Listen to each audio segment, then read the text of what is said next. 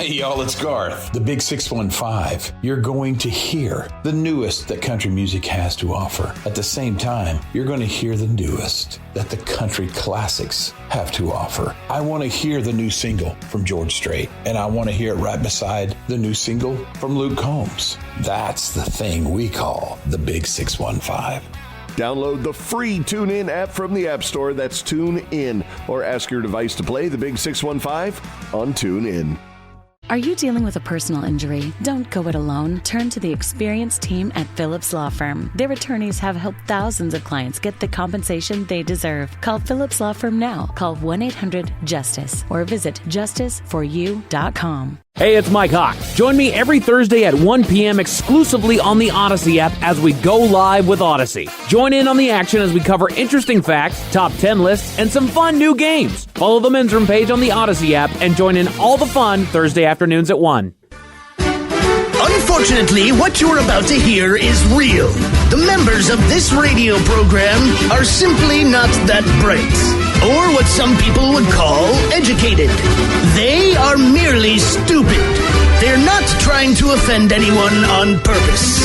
And all have played doctors on TV. You have been warned and are cordially invited to join the party. This is the Men's Room. Forget it, man, and get with the countdown. Get with the countdown. Shake this square world and blast off for Kicksville. The trippers, the grasshoppers, the hip ones, all gathered in secrecy and flying high as a kite. This is the Men's Room with Miles and Thrill. You know what they say, shake your radio more than 3 times, and you're playing with it. You're listening to the Men's Room.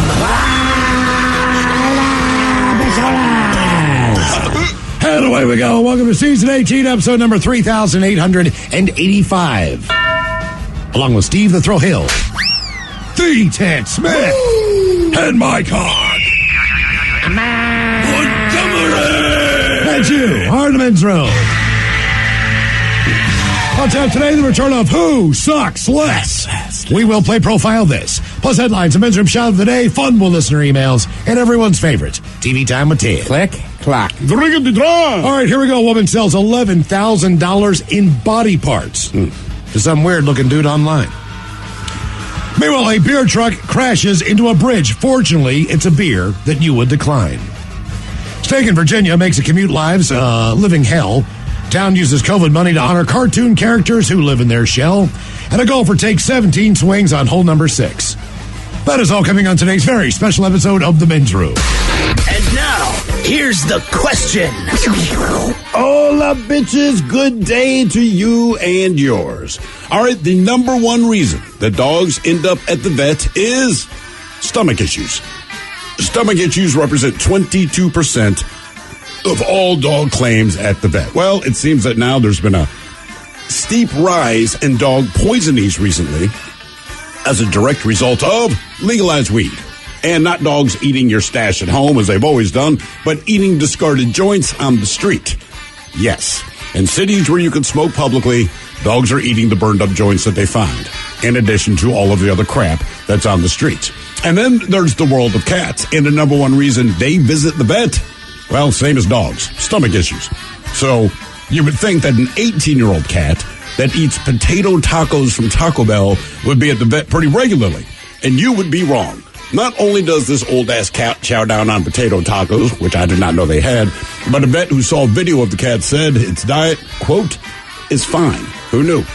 But people don't just own dogs and cats, of course. In England, a pig, well, it was returned to its owner after being lured back home, thanks to a loaf of bread. That's right, a pig lives up to its reputation of being a pig. Meanwhile, in Arkansas, residents of one neighborhood, they want their local pig relocated. They say it's damaging property, including, in one instance, digging up a dead dog that had been buried in someone's backyard. Ah, pets. We love them, but they can be an unexpected pain in the ass, whether it's a dog who, went for a 30-mile car ride because it was trapped in the engine compartment of a car, or the dog that got its head stuck in a tree, or the 2 escaped horses that blocked the Massachusetts highway. Basically, if you have a pet, you have a story. And today, we want to hear your answer to the following question. What did your pet eat or what did your pet get into? Be a part of the big show. Call 206-803-ROCK. Like the Men's Room on Facebook. Follow us on Twitter and Instagram at Men's Room Live. And send those emails to the Men's Room at KISW.com. What you watch depends on what kind of mood you're in. Sometimes you're craving comedies like Friends or South Park, and sometimes you're more into dramas like HBO's Succession and House of the Dragon. There's also cooking shows like Chopped and Beat Bobby Flay, and even movies like The Lord of the Rings and Shazam! Fury of the Gods. Well, Max is the streaming destination that has the best of entertainment for whatever mood you're in anytime. And plans start at as little as $9.99 a month. Max, the one to watch. Subscription required. Visit max.com. At Jack Daniels, we know a thing or two about music, so we want you to make it count with a chance to win a music experience to see an artist of your choice at Seattle's Climate Pledge Arena, courtesy of Jack Daniels. So Fremont, make it count, because Jack needs music like music needs Jack. For your chance to win, go to iHeartRadio.com/MakeItCountSeattle. Must be 21 plus to register. No purchase necessary. Tennessee whiskey, 40% alcohol by volume. Jack Daniel Distillery, Lynchburg, Tennessee. Copyright 2023. Jack Daniels and Old Number 7 are registered trademarks. The debauchery rolls on. You're listening to The Men's Room with Miles and Thrill. 99.9 KISW. Oh, Michelle's away we go. Welcome to Season 18, Episode number 3,885. What a large and in charge program we have for you today on this beautiful sunny Wednesday. Yes, oh, yeah. Guaranteed future repeat. The exciting return of Who Sucks Less. Steve, you bring us 3 stories from the news every week. They all suck. I don't know how you find stories with people doing bad things. That's crazy. When you look at the news, man, it's all good people doing good things and really saying smart stuff. But somehow you come up with 3 stories. We pit them against each other. That is correct. Figure out which one out of the 3 actually sucks the least. How are we looking this week on Who Sucks Less? Kind of bad. I mean, it's kind of bad. We got a story we'll call Polly Wants to Pay Back. We have, yes, Polly Wants to Pay Back. Is that dealing with the Florida woman? Yes, dealing with her. Although Mike already said, I think she sucks the least. We'll see. We have someone else who, look, nobody loves going through the security lines at airports, but, the TSA just has to do their job. Maybe respond a little more responsibly. And then we have a story I want to say Mike brought us last week involving a grandfather spending some extra time with his granddaughter. Okay. And as we do every Monday through Friday, we head on over exclusively to the Odyssey app for the Men's Room Happy Hour. Today, episode number 379.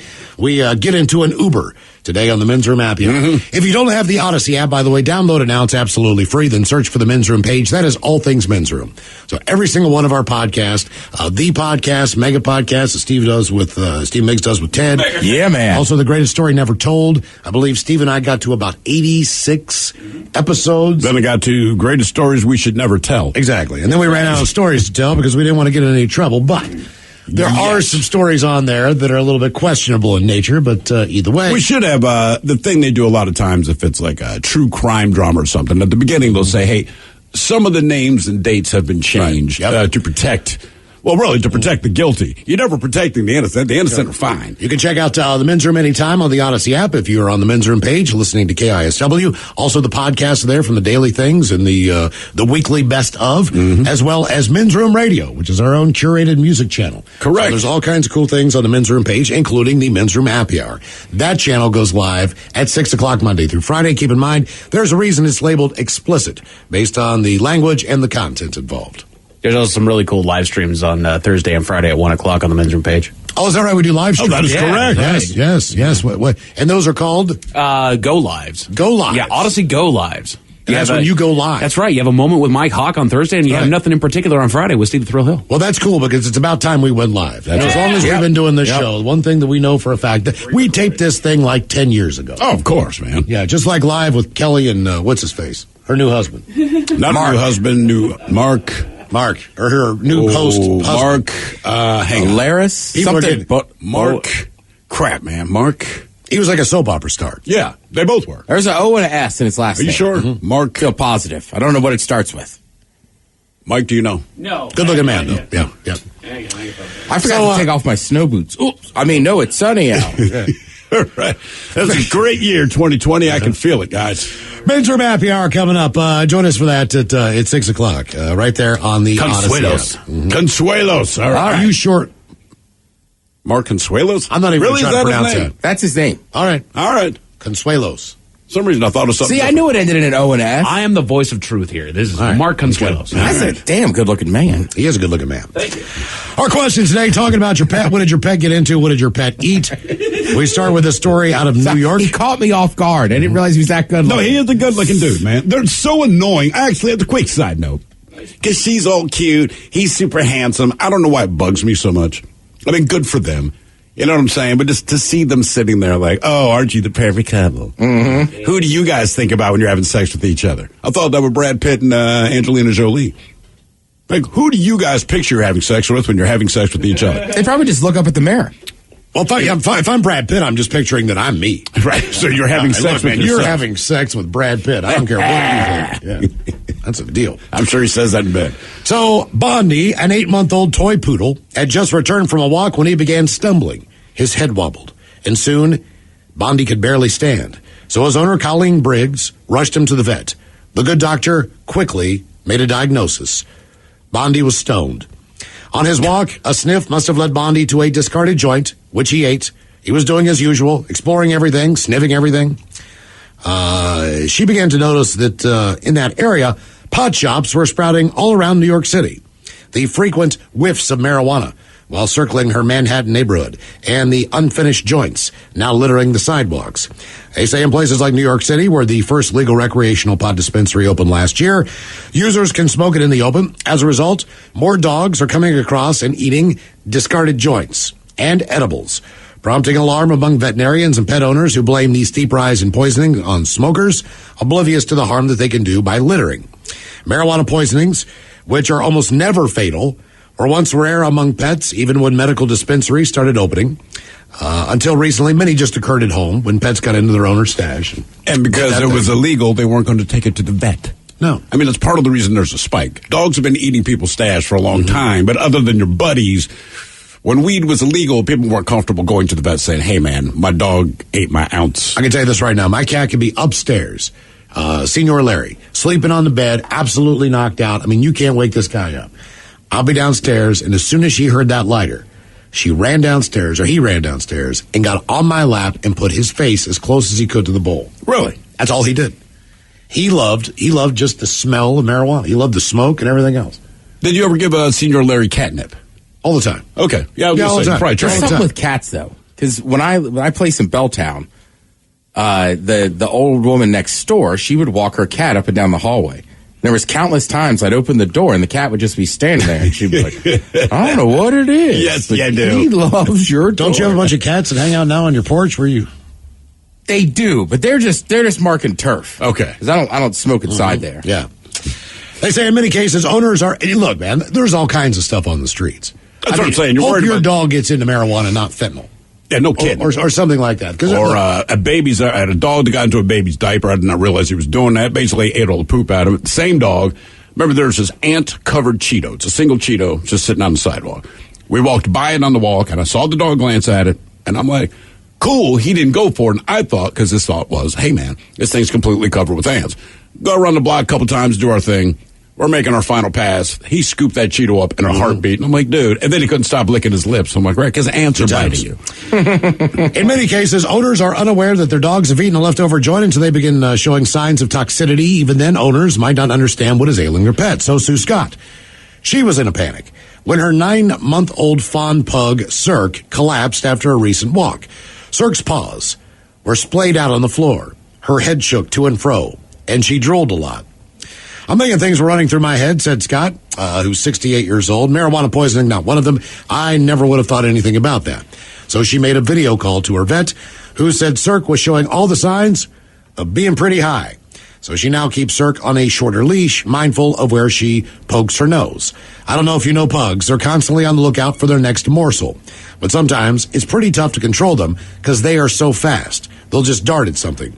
They say although dogs rarely die from marijuana, treatment can be expensive, sometimes requiring a trip to the animal emergency room, maybe a stomach bump, and intravenous fluids. Bondi has been poisoned 3 times, according to her owner. The first time last fall, even as the owner grew more vigilant when walking her pup, she acknowledged that she must have gotten distracted when Bondi became sick a second time. That time, she let Bondi ride out the high. Walking in was just a really intense situation, so I'm always looking on the ground. It's everywhere now, she said of the joints that she and Bondi come across on walks. One time, I caught him, and I grabbed the joint out of his mouth. Our question, what did your pet eat, or what did your pet get into? 206-803-ROCK. Hey, dog, let me hit that. Before you eat that, man, let me just see what's left. A couple of quick texts here. It says, my Rottweiler is attracted to remotes. She's eaten and destroyed at least 10 and at least 7 TV remotes to the point where I buy 2 at a time. 2 dog collar remotes and the Buzz and the Shock ones and Xbox controller. No matter where I put them, she seems to find the them. soft buttons on a remote control are reminiscent of a rubber chewy toy. You think that's what it is? When their teeth hit them and they can impress inside of it, they think it's a toy. All right, my dog likes to eat my wife's underwear. I have now relabeled her underwear to Cants Pandy. So, seriously, like, once every 2 weeks, Amazon shows up. I never know what's in the box. And she's like, it's more goddamn underwear. That dog, first she would pull them out of the dirty laundry, right? Only the dirty ones. To clean, right. So I get what's going on there. And dog will pull them out. You come home, crotch is gone. So then we got a laundry kind of hamper thing that you can close the top. Does not stop the dog. Right. She does whatever she has to do, gets the top open, pulls out the underwear. So now my wife has resorted to, as of this week, as soon as she pulls off the underwear, she puts it in the washing machine. Mm-hmm. That's probably a smart move. Dude, No, it is, because this dog will eat her pants candy 100% of the time. And not that I am unaware of things that might be going on with my daughter, but there was a switch about 4 or 5 months ago where the dog then started eating her underwear. So I'm like, I think I understand what is happening. There's definitely here. a connection, because I spent one of those days with my wife at Nordstrom because she needed a couple things, but she definitely needed new jeans. So she was going to go to buy 2-3 pairs of jeans. Like anything else, and I hate to be this guy, Nordstrom is fine with. I am fine going into Nordstrom and looking at stuff, and a lot of the men's clothes is very nice. Yeah, it's a little bit more dressed up. More so than casual. My deal is, I just want to go to Nordstrom Rack for about a half an hour, because I'll find what I want in the rack. Eventually, that stuff in Nordstrom will make it to the rack. But for me, it's just like, dude, I just need a couple pairs of shoes, whatever, underwear, stuff like that. Like, I don't need the high-end crap. Anyway, so she's buying the high-end jeans. So here I am, sitting in there for what seemed like 2 hours, as she would go in and put on a pair of jeans and come out and twirl for me and then look in the mirror and then go back in and then another pair of jeans go on, then another pair of jeans go on. It's like a fashion show. This is lasting for an hour. But you look the same every single time. I'm just like, just buy 3 damn pairs. So anyway, get home. She wears the jeans the next day. Okay. It is also that time of the month. Yep. Miles the dog decided that he was going to completely eat the crotch out of her pants when she left them on the floor when she went to bed that night. Well, now they're chaps. We woke up in the morning and the entire crotch and butt area of the jeans was gone. Yeah. Now the difference is that instead of just chewing and spitting out, the dog was chewing and swallowing. Right, they eat it, man. Pieces of the jeans, because I know that because when you take the dog for a walk, they've been kind of backed up for a couple of days. The first one is liquid in jeans. I'm just like, oh my God. I've had that where I'm going to go pick up the poop and I'm like, that looks like part of a waistband. Right? You know what I mean? There's a turd and then there's like a lacy waistband. I'm just like, Jesus Christ, man. I don't know, but apparently dogs that are attracted to that, there's nothing. There's nothing you can do to prevent it. The only reason, so if it is that time of the month, luckily the trash can in our bathroom does have a heavy lid on top. But I've seen the dog circle around just knowing what's in there. And it's like, oh my God, dog. Like, really? That I know what you want to get out of the trash can. That is freaking disgusting. Do not lick my face. What did your pet eat, or what did your pet get into? 206-803-ROCK. Hello, Daniel. Welcome to the men's room. Liquor and whores. Liquor and whores. Happy Wednesday. Yeah, man. Yes, sir. So the story is three dogs. They are brothers and sisters, 2 males and a female. Well, one of the males, his name was Cadell. He ended up eating the stuffing out of the back seat of a Volkswagen Squareback.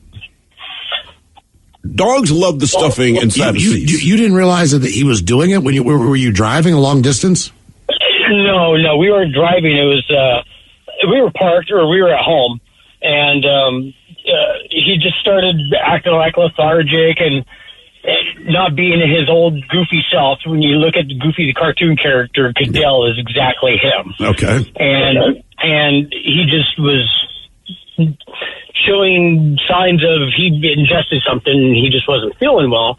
So his owner, a really good friend of mine at the time, she had taken him to the vet, and they did a X-ray and had recognized, I think it was an X-ray, it was either that or a CAT scan or something like that. I don't remember exactly. It was a couple hundred years ago, it seems like. Well, anyway, so they did the X-rays or whatever, and had determined that it was the padding in the back of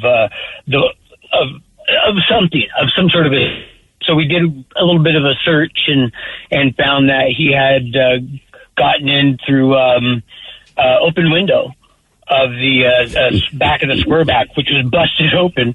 And he called in there, and then sure enough, there's just this crap all over the place, just stuffing everywhere. And of course, he ended up passing it, so that was, of course, the telltale. What is a Volkswagen? What did you call the vehicle? Squareback. Squareback. What is that? A Vanagon? Correct. No, that's a bus. It's a Volkswagen station wagon. Oh, okay. Right. Just like Mike drives. Yeah. Yeah. Heck yeah. I had was 3 Beetles and a bus. Are you a Volkswagen loyalist, or have you moved on? I've moved on. Okay. Why do dogs like stuffing so much? Well, they typically, when they get into their toy and break into it, they eat the stuffing out of the middle of the toy. And I feel like dogs will eat anything, right? You get them the hard rubber ones, they just break it into bits, they chew that. Dog will eat pencils, not so much. Now that she's gotten older, she does not eat everything. But when the dog was a puppy, like most puppies, if it was on the floor, it's like a kid. If it can fit in the dog's mouth, the dog's going to eat it. The only time I really got pissed off, she hasn't really destroyed anything of mine, but my wife and I were all excited. It's probably 2 years ago. We bought these expensive-ass steaks, had them in the fridge overnight, and then that morning, my wife preps them all up. I'm here at work. She's even texting me about how good the house smells, just in the marinade, and there's this raw garlic. And I'm like, my mouth's watering reading her text. We get home. We open the door. You can smell the marinating steaks, but the dog does not greet us at the door, but I can see her ass on the far end of the kitchen island. And of the 3 steaks we had, we were down to half of one that she was continuing to eat. And I about lost my ass. Yeah, I mean, did the dog get sick from eating all that raw meat? No, apparently she doesn't get sick eating anything. You could probably spray Raid into her mouth, and somehow this dog, nothing makes her sick. And to a degree, I wish something would, so that you could kind of learn a lesson. But nothing makes her sick, dude. She has an iron stomach, and I don't understand it. And to answer the texter's question, because again, we cannot text back. What kind of dog do I have? It is a blue heeler pit bull mix. Right. My friend, my wife's friend, they used to watch our dog every once in a while, so you reciprocate with that. Sweetest dog in the world, pit bull. This dog had a head on it like you could not believe. Right. I mean, you looked at it and you were like, oh my God, what are you, like a great white shark? The jaws, everything. So at one point in time, it was just me at home. And I'm like, all right, well, wife's gone. I'm going to go get a couple beers, hang out. I know for a fact that if I give my dog, Chewy, a Kong, that she'll be fine with that. And I'll also give this dog a Kong. That way they have occupy their time with some food or their dinner inside the Kong. Okay. So wet food, dry food mix. You know what a Kong looks like, Ted? It looks like a snowman. Yeah, exactly. Yeah, exactly. I thought you put peanut butter in it. You put all kinds of stuff in there just so they can. You know what I put in it? Yeah, I do now. Yeah, when you look at me and say it like that. That's what they call me, King Kong. Yeah, they eat slower and it occupies their time. Blah blah blah blah blah. So I get this thing all ready to go. It's got the medicine in it and everything else. I'm like, all right, I'm going down to the PI, get some beers. So I'm gone for maybe an hour and a half. I come back. That dog had chewed through 2 different Kongs. Ate all of them, licked them clean, but they were in 4 or 5 pieces. I don't know if this is the equivalent of eating through a tire. Right. I am not kidding you. Like, in the dog in an hour and a half, I'm not sure how much Chewy had eaten out of the Kong. That thing was split in half. It was split in half. Pit bulls are very different than most other. So you buy these toys that say, like, virtually indestructible. And these were the big Kongs, man. If you have a pit bull, you know goddamn well there's no such thing as indestructible. They might last longer than most of the toys, but by lasting longer, you buy about 3 additional hours. My uncle's second pit, Daisy, he had a big backyard in Cape Cod, and she would roam around with a 2x4. Yeah, that's what I mean. That's just the pit bull way, man. Right. And there's like a red Kong and a black Kong. Black Kong's like super Kong. Like you can't get through this thing. And it just gone. I mean, it's just in shreds on the floor. I come in, I was like, I can't believe it. Like, that is amazing. I couldn't even be mad. What did your pet eat or what did your pet get into? 206-803-ROCK. 99.9 KISW. The shenanigans continue. This is the Men's Room with Miles and Thrill. Our question, what did your pet eat or what did your pet get into? 206-803-ROCK. From the text line, it says, my Rottweiler brought home a dead skunk back in May of last year, and she still has that smell whenever she gets wet. Then someone added this one. I disagree with them, but they say you haven't lived until you pulled an entire roll of dental floss out of your dog's ass. And it just keeps coming and coming. It's like, oh my God. Jesus. And you just see the end of it sticking out. It's like a clown scarf. It is like, oh my God, how long do I have to do this? I would say like once every 6 weeks I'm in that position. The dog, they give you that pathetic look because there's something, and like they're scooting towards you. And you got to look down. You're like, oh, man, I got to take this bag and pull whatever this is out of your butt. Yeah. Well, I had the, that's one of the reasons, Ted, my Christmas tree at one point was not the fullest, so to speak. So, you know, those, as I was working on getting ornaments and all that crap, there was a lot of gaps in it. So I'd buy those icicles. Oh, yeah. You kind of hang them around the tree. Love them. Because they fill the gaps in a little bit, you know? So I thought that was a good idea. Then I'm looking at my cat and his rusty starfish, and I see this silver thing coming out the backside of it. Oh, God. I'm like, what is that? It looks like aluminum foil. I couldn't figure out what it was. So I finally got it, and I finally got to the point where I could grab it real quick and start pulling it out. And I was like, I'll be damned. This cat's been eating these icicles.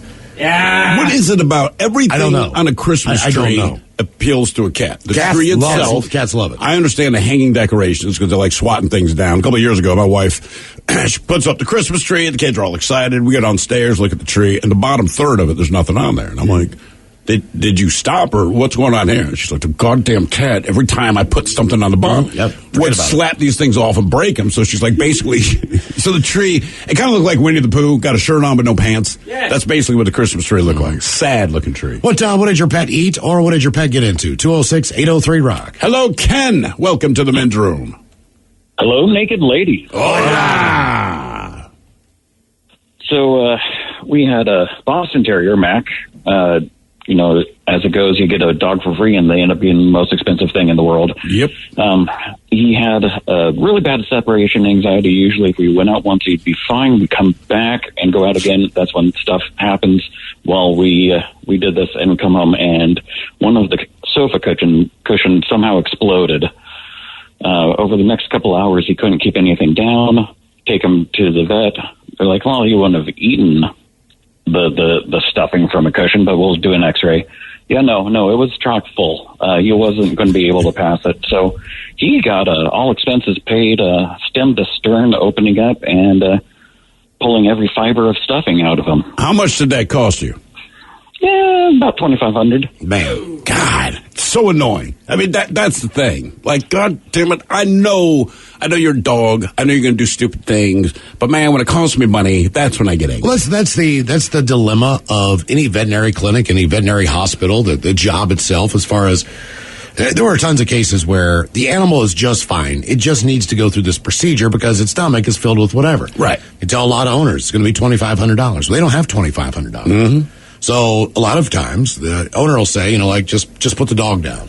Right, because it has put the cat down. Stuffing in it. There's a vet tech back there who's been, you know, with this dog for 24 hours and just bites the bullet like, all right, I'll pay for it. You know? Right, exactly. Or the veterinarian does it for free. And then the animal gets put into rescue. But technically, if you do save the animal needs to go back to the owner, even if you do the procedure. So you're not going to pay $2,500 because you don't have it. You have to relinquish the ownership of the animal. Now, I will fork out the $2,500. I'm the vet tech. I bonded with your dog. Right. I'll probably get a discount because I work there. But I have to give you the dog back. Depends on the situation. Really? I've heard both. That seems crazy. My wife used to be in that industry for years. I heard all kinds of crazy I think there's a different, like, if you can't afford it, I will give you the dog back. If you can afford it and you just decide, then there's no chance. No, and a vet will tell you. They'll be like, look, man, I can do this, but the chances are not going to be great. They have no reason not to be honest about your expectations. Sure. You know, like, look, we can do this, but the dog might only live, like, for another month or two, or whatever the deal is. Do you really want to put your animal through chemotherapy or whatever the surgery is, knowing that, you know, maybe we can get this tumor off your brain, but there's no guarantees. So in instances like that, it's a little bit different, more so than, oh, no, this is totally correctable. We can take care of its knee instead of killing the dog. You know, we can We charge higher rates too at Pet Solutions. Well, yeah. Like if the dog's not dying, you just can't afford a surgery. I mean, sure, we'll whack the dog, but we're going to charge a little more since it's still relatively healthy. Yeah, because we feel kind of bad. Yeah. And we'll make you feel bad. You're a bad person. Like, we'll do this. But you have to witness it. Yeah. And, hey. Guilty fees. Good luck sleeping at night. What did your pet eat or what did your pet get into? 206-803-ROB. By the way, we got a 2-for-1 spring special going. Because your puppy's annoying. All right. Well, we know you hate that cat. Hello, John. Welcome to the men's room. Hello, John. John. No, John. John. Goodbye, John. Hello, Scotty. Welcome to the men's room. Hey, guys. How's it going? Hola. So I had a chocolate lab puppy, and she was about a year old, and you know how when they always start getting in stuff, so she got into the garbage. And, the following day, I get back from work, and I let her out, and I see her out there, and I can see that she's struggling with something. And I'm like, oh, man, what has she got? So I go out there with a paper towel, and I grab hold of this thing, and as soon as I grabbed it, I knew instantly what it was. Uh-oh. The previous night, my girlfriend told me, don't flush the condom down the toilet, throw it in the garbage. So that's what I was holding on to. I grabbed hold of it, and sure enough, it was my condom, and the dog freaks out. As she runs, it stretches, and it snaps back, hits me in the hand, and splatters me a little poop in the face. Oh, God. Damn. I love him. Yeah, we can hear your voice. I love them. Yeah. So what did you start doing with your condoms after that? Because obviously she doesn't want you to flush them, but you know that if you put them in the trash, your dog's going to eat them. So wait, just throw it over the fence in the neighbor's yard or something? No, I just didn't put them in the kitchen garbage. I had my old sandwich in there and stuff, and that's what she went after. And so somehow she just managed to chew that down like she didn't notice it, but, Damn. Dog. She may have gone. Hey, guys, I think she went in the trash for your sandwich, sure. But I think when she also smelled the condom, she's like, ooh, an extra treat. Mm-hmm. Yeah. Because dogs eat a lot of things where you're like, I don't understand. Again, back to the rubber. Back to rubber. A lot of toys are rubber toys, like rubber. Fair enough. Rubber bones. And this smells like your guy. Yeah. I mean, they're kind of back to the remote control with the soft rubber buttons on it. All those things. If it's rubber, the dog's going to want to chew on it. That is actually very true. Yeah. Anything made of rubber, like get it off the floor. Yeah. If you guys as long as their teeth can kind of sink in it and print in it, that's what they just want to chew. I will say. Isn't there some point though where the dogs know? Like I'm just thinking about Tigger. Like Tigger got into a lot of stuff. Mm-hmm. But, like, if he chewed up, like, clothes or something, it was never when anybody was, like, you never saw him chewing dogs shoes. Know, but dogs also realize that they're not going to be executed for what they've done, right? So they will feel guilty. They know that when you get home, you're going to have something to say about it, but they do it anyway, right? So, like, puppies are stupid, but eventually they learn just based on how you react to things they do. But, like I said, anytime I come home now, and it's stupid, it's just a small thing, right? Get out of the car, and my only thought is, please let the dog greet me at the door. Because if she doesn't greet me at the door, I have to go find what she did. And I am 100% on that, right? So most of the time she's at the door, going crazy, acts like I haven't been there in 15 years. Whatever, we do our thing. If I come home from work and the dog's not at the door, it's just like, oh no. And you got to go through the house, and inevitably you find what they did. And the thing is, you look at your dog, and they do the thing where they don't want to make eye contact, and they're making their body all tiny. And all I can think is, like, if you knew that we were going to be unhappy about it, because one, you did it when we weren't home, so congratulations on being that smart. Mm-hmm. I do have some appreciation for that. You're not doing it in her face, but if you knew that when you heard the car door close, you're going to be in trouble, then why didn't you just not do it? This thing you did is not irresistible. It's one thing if, like, we left the steak out. I understand that. That's like me finding, a kilogram of cocaine. Like, I'm going to go ahead and run this risk, okay? Yeah. But the crotch of my wife's pants and or underwear, is it worth it to you? Women's underwear is not cheap. One, it's not cheap. I know the dog doesn't know that. Guys' underwear is not cheap anymore either. But, like, hey, man, underwear is not cheap. You knew that we don't want you to do this. You know she does everything she can to hide this away. And we know that you know it's wrong because here you are with that stupid look on your face and you're trying to hide from it. That's what I'm saying. Is it that irresistible? Right, like food, I can fathom. But some of the stuff, too, it's like that dog made a conscious decision, like, the hell with it, I'm chewing up this shoe. And sometimes it's something stupid, like a pencil. So you come home, and the dog, it's like, all right, you got guilt face on. I'm looking around, and I cannot find what you've done, but you still look like you're in trouble for something, and it'll be like the next day I find a chewed up pencil half under the sofa. And it's like, you don't even really get in trouble for that one, but like, was it worth it? To get splinters in your mouth, and then you gave yourself a terrible day? Here's a crazy story. A small dog climbed into the engine compartment of a car in Kansas, ended up taking a 30-mile ride with the oblivious driver to Missouri. Carrie Gillespie, a digital reporter and host for the Kansas City Royals, said when she arrived at Kauffman Stadium in Kansas City, she heard whimpering coming from another vehicle in the parking lot. That had to be weird. So the Royals coordinator, Ashley Newman, the owner of the car, was then summoned to the parking lot. I'm rushing to unlock the car, pop the hood. We look for a few seconds, and sure enough, there are two little eyeballs just looking up at us. A team of coworkers, including Royals lead mechanical technical division guy, Dennis Miller, set about the task of safely extracting the dog from her tight spot. We were able to take the under trim off and get her free. It was a huge relief. I have a dog of my own. I was thinking how I would feel if she went missing. The canine was then taken to the Kansas City Pet Protection, and Newman took to Facebook to find out if anyone near her home was missing a dog.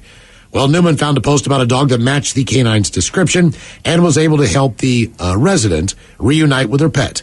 She said she's relieved the dog's story had a happy ending. She went on a 30-minute commute with me to work and didn't even know it.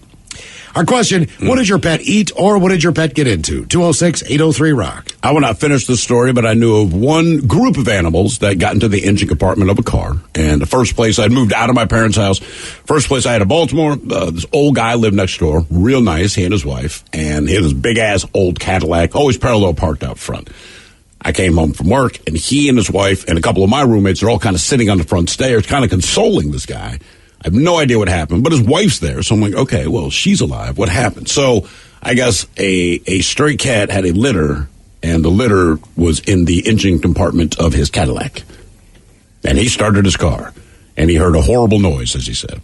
You can figure out the rest. They popped the hood, and there had originally been 9 kittens in there. There were none. Damn. Yeah, he made kitty pies. Animals love the underneath part of a car. I mean, mice will get in there, rats will get in there. And in Baltimore City, they would chew all back to the rubber. Any of your hoses, all of them, any of your belts, they could be gone if you parked your car on the street for a month or two and did not move the car. You know, it's just like one of those deals. I mean, seriously, you start the car up and nothing would happen because the belt had already been snapped. Everything. The hoses are pretty well gone.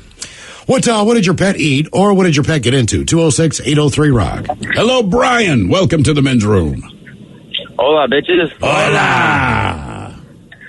So back in the day as a younger kid, family got a pit bull. It was a pretty small pit bull, a runt of the litter, maybe 35 pounds, fully grown. Her name was Chica, best dog we ever had. But she would eat anything, basically. I found a $5 bill in her poop once. She ate bags of weed, found the empty baggies in her poop. But the most unusual thing were cigarettes. Whether it was lit or not, she would clear out ashtrays. If you flicked it on the ground, she would smell the smoke, put it out with her little paw, and then lick it up when it was out. And I'm pretty sure, got addicted by the end of it. But she lived a long, healthy life. She was about 13, 14 years old. And smoked until her dying days. Yeah. It's amazing. Yep. Some dogs are dumpsters and they live forever. My grandmother's dog, and it was a collie, border collie thing. His name was King. He was alive for 18 years. So they had this dog before I was even born, and then they had this dog through a lot of my childhood. Sweetest dog. It would just sit on the front stairs. You'd pull up to their house, stuff wouldn't bark, it'd just get up, kind of greet you. Didn't even really wag its tail. It's just kind of like, what's up?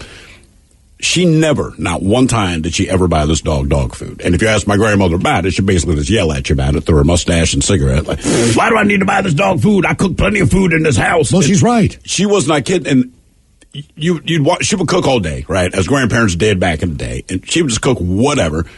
And she'd always set a little bit aside on a paper plate, open the back door, mid-conversation, just sling it outside, right? Close the door, continue the conversation. And eventually, you'd see King trot over there, eat it up. And they said, man, I watched this dog eat spaghetti, watched this dog eat ice cream, and we kept thinking, this dog's going to die soon. Again, 18 years. The dog was plenty fat, happy a lot as of people hell. make their own dog food. And they just do it with rice, ground beef, or turkey. Yeah, but that's carrots different. and vegetables in a mix. I mean, that's how I used to feed my dog a lot. Ate people food. Like, she did not make dog food. She's just like, it's good enough for me, it's good enough for the dog. No argument there. But I would not make dog. I watched Hair Club's dog once. I was like, sure, I'll watch your dog. Can't be that bad. Real cool dog. Big ass lab, right? Real sweet. I did not realize the list of instructions that came with having to watch this dog, right? I mean, it's like steamed vegetables. And I'm like, oh, Jesus Christ, man. When you said, can I watch my dog? I thought you meant like, just watch your dog. Right. I'll feed him normal food. I'll take him for walks or throw the ball for him. Not like, hey, it needs 2 ounces of steamed rice, carrots, salmon. I'm like, dude, come on, man. He never asked me again, but I never volunteered. My buddy and his wife do the same thing, and they don't eat meat. Okay. So I came in one day, and it's like dinner time. We're going somewhere. It's 6:00. And they're like brown and turkey ground beef, and there's same thing. There's like rice in the rice cooker, and I'm like, all right, meat's back in this house. Like, what do we have? And they're like, no, this is just for the dogs. Well, typically people will do that, and then they'll freeze them. They'll freeze the bags. Like, they'll make a big, like a week's supply of dog food. I get all that. I'm just saying, I'm a throw. For me, it's just... It's too much. Yeah, I'm just like, I don't know, man. It's still a dog. You lick your ass. I'm not cooking food for you. You've made it clear to me that you're not that discerning of taste. Yeah, but you can also, look, you can buy cheap dog food, but it's the equivalent of you buying cheap food for yourself. Sure. Just like hot dogs or anything else, there's a better brand you can buy, and it's better. Of course. It's more expensive. Dog food, especially wet food, is ridiculously expensive. Really? Cat food that's wet is ridiculously expensive. Like, I think sometimes it's almost, if you just make white rice, or whatever, and mix it up with vegetables that you get, frozen vegetables, and then just throw a little bit of protein in there, it's almost price equivalent. It probably is. The difference is how much work I have to put in. I can make a pizza at home, or Domino's will bring it to me. I mean, I haven't owned a dog since the 90s. All right. We used to get a Purina, put it in Tigger's bowl. And then whenever he got a chance, he would eat human food. Of course. But, we never made up human food unless it was, his birthday. What did your pet eat? Well, look, they don't know it's their birthday. That's why I keep telling my daughter, we don't need to do anything because the dog doesn't know. I was still a teenager to be like, can we give Tigger something good? It's his birthday. Well, there used to be kennels and boarding facilities if you went on vacation, but you didn't have doggy daycare. No, there was no doggy daycare. Like this is all within the last, 20, 30 years? It's got out of control. It's crazy. It's good. I'm looking at some of the conditions they have in doggy daycare. I'm like, my school wasn't this nice. Do you remember the doggy daycare that was by our old building when you walk by the window? And you just stop and stare for a minute? They had 3 different rooms. Room for the big dogs, room for the medium dogs, and the small dogs. Yeah. Those are just people going to work dropping their dog off. But those dogs had it made. I always liked when there was one dog on his own. Like, solitary. What'd you do? Who'd you hump? That's right. What did your pet eat, or what did your pet get into? 206-803-ROCK. If you're a contractor, it's now easier for you to do business with the Department of Labor and Industries. Go to lni.wa.gov/skip the line and make an appointment with us ahead of time. No waiting around, no wasted time away from your job site. You get in, get out, and get on your way. Easy. So contractors, just go to lni.wa.gov/skip the line to make an appointment and get back to doing what you do best. Hey y'all, it's Garth. I love the country music family. I love the country music family of artists and the country music family of songs. Some of the greatest artists to ever grace music are under the flag of country music. And some of the greatest songs in music history are under the flag of country music. The Big 615, you're going to hear the newest that country music has to offer. At the same time, you're going to hear the newest that the country classics have to offer. I want to hear the new single from George Strait, and I want to hear it right beside the new single from Luke Combs. And I think the country music family is one of those families that is very inclusive and wants both the established artists and the new artists to be side by side in this thing we call country music. Download the TuneIn app from the App Store. That's TuneIn. And by the way, yes, it's free. You can also ask your device to play the Big 615 on TuneIn. Are you dealing with a personal injury? Don't go it alone. Turn to the experienced team at Phillips Law Firm. Their attorneys have helped thousands of clients get the compensation they deserve. Call Phillips Law Firm now. Call 1-800-JUSTICE or visit justiceforyou.com. What's up? It's your boy, the Ted Smith. Thanks for listening to the Men's Room Daily Podcast. Want more? Check out the greatest podcast in all the land, The Podcast. Be sure to subscribe and listen to a brand new episode every Tuesday night. 99.9 KISW. We return to the men's room with Miles and Thrill. Men's Room World Tour, stop number 2. You're kidding me. It's already happening this Sunday. That is correct. 3 until 6 at Tony V's Garage in Everett, a couple blocks down from the Angel of the Winds Arena, where Shine Down, 3 Days Grace, and From Ashes to New. We'll be playing that night, by the way, From Ashes to New, stopping by to do some acoustic tunes. That is correct. It's absolutely free. We'll have the beer, the sausage, the salsa. We're going to hang out and do a little pre-funk before the Shine Down show. We do have tickets to the Shine Down show. Chance for you to win those. And keep in mind, man, Kraken are on at 6:30. Yeah. I know. It's going to be a good afternoon. So hopefully you can stop by Tony V's. Even if you're not headed to the show, it's absolutely free. Come on by. Have a chance for you to win some tickets. All right, question. What did your pet eat, or what did your pet get into? 206-803-ROCK. Hello, Phil. Welcome to the men's room. Hey, what's going on, guys? Hola. So, I had this little pit bull named... Hello, Phil. The litter. All right, say that again. Start there, Phil. over. I'm sorry, what? Start over. Your phone cut out. Oh, okay. I had to take it off speaker, sorry. So I had this little dog, this little pit bull named Athena back in the day, and she was run to the litter, had some birth defects, but me and the wife took her down to Ocean Shores, and she was running around, playing in the waves, attacking the waves, which is what she liked to do. And so we got done playing at the beach, and we're walking back to the Ocean Shores campground, and all of a sudden, she starts squirting out of her backside a lot of seawater. And so she looks back, realizes that she's kind of become a squirt gun, freaks her out, and then she starts trying to run away from what she's squirting out of her backside, which became a pretty interesting situation. It was pretty crazy. What you said she was born with some birth defects. What were some of the birth defects? So she had cleft lips, and her tail came out messed up from being birthed, where it actually looked like she had a pig's tail, like a curly pig's tail. Huh. Your dog had a cleft lip? Yeah, it was crazy. I got to Google this, brother. I'm doing it right now. I've never heard of that. Yeah. Does that mean the tongue was always hanging out? No, so the tongue wasn't always hanging out, but one time she did get a hold of some medicinals, and she got so stoned that her tongue was just stuck sticking sideways out of her cleft lip. Okay. I'm looking at a picture of it now. Okay, I've seen dogs before with the cleft lip. I didn't know that's what that was. Basically, it's like the big underbite. All right. Okay. Yeah, exactly. Just a big underbite. Did that make her cuter to you or just stranger? Because I'm looking at these pictures, I'm torn depending on the dog. So hers wasn't horrible. It did make, she was cute with it still, in a goofy looking way.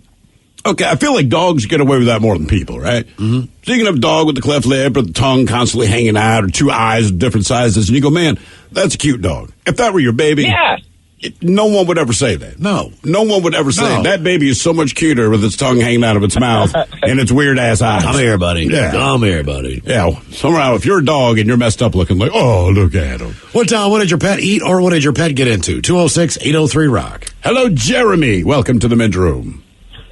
Liquor and whores. Liquor and whores. So, Easter 2016, I have a puggle. You guys know what a puggle is? Yeah. Yeah. Pug and a beagle. Puggle. Beagle, yeah. So we went away for the day. We locked our dogs. We kind of barricaded our dogs in the kitchen. They were little at the time, and the barricade didn't work. And we got home later that evening, and I noticed wrappers on the ground and things had fallen off shelves. And I noticed that my puggle got into my son's Easter basket. Uh-oh.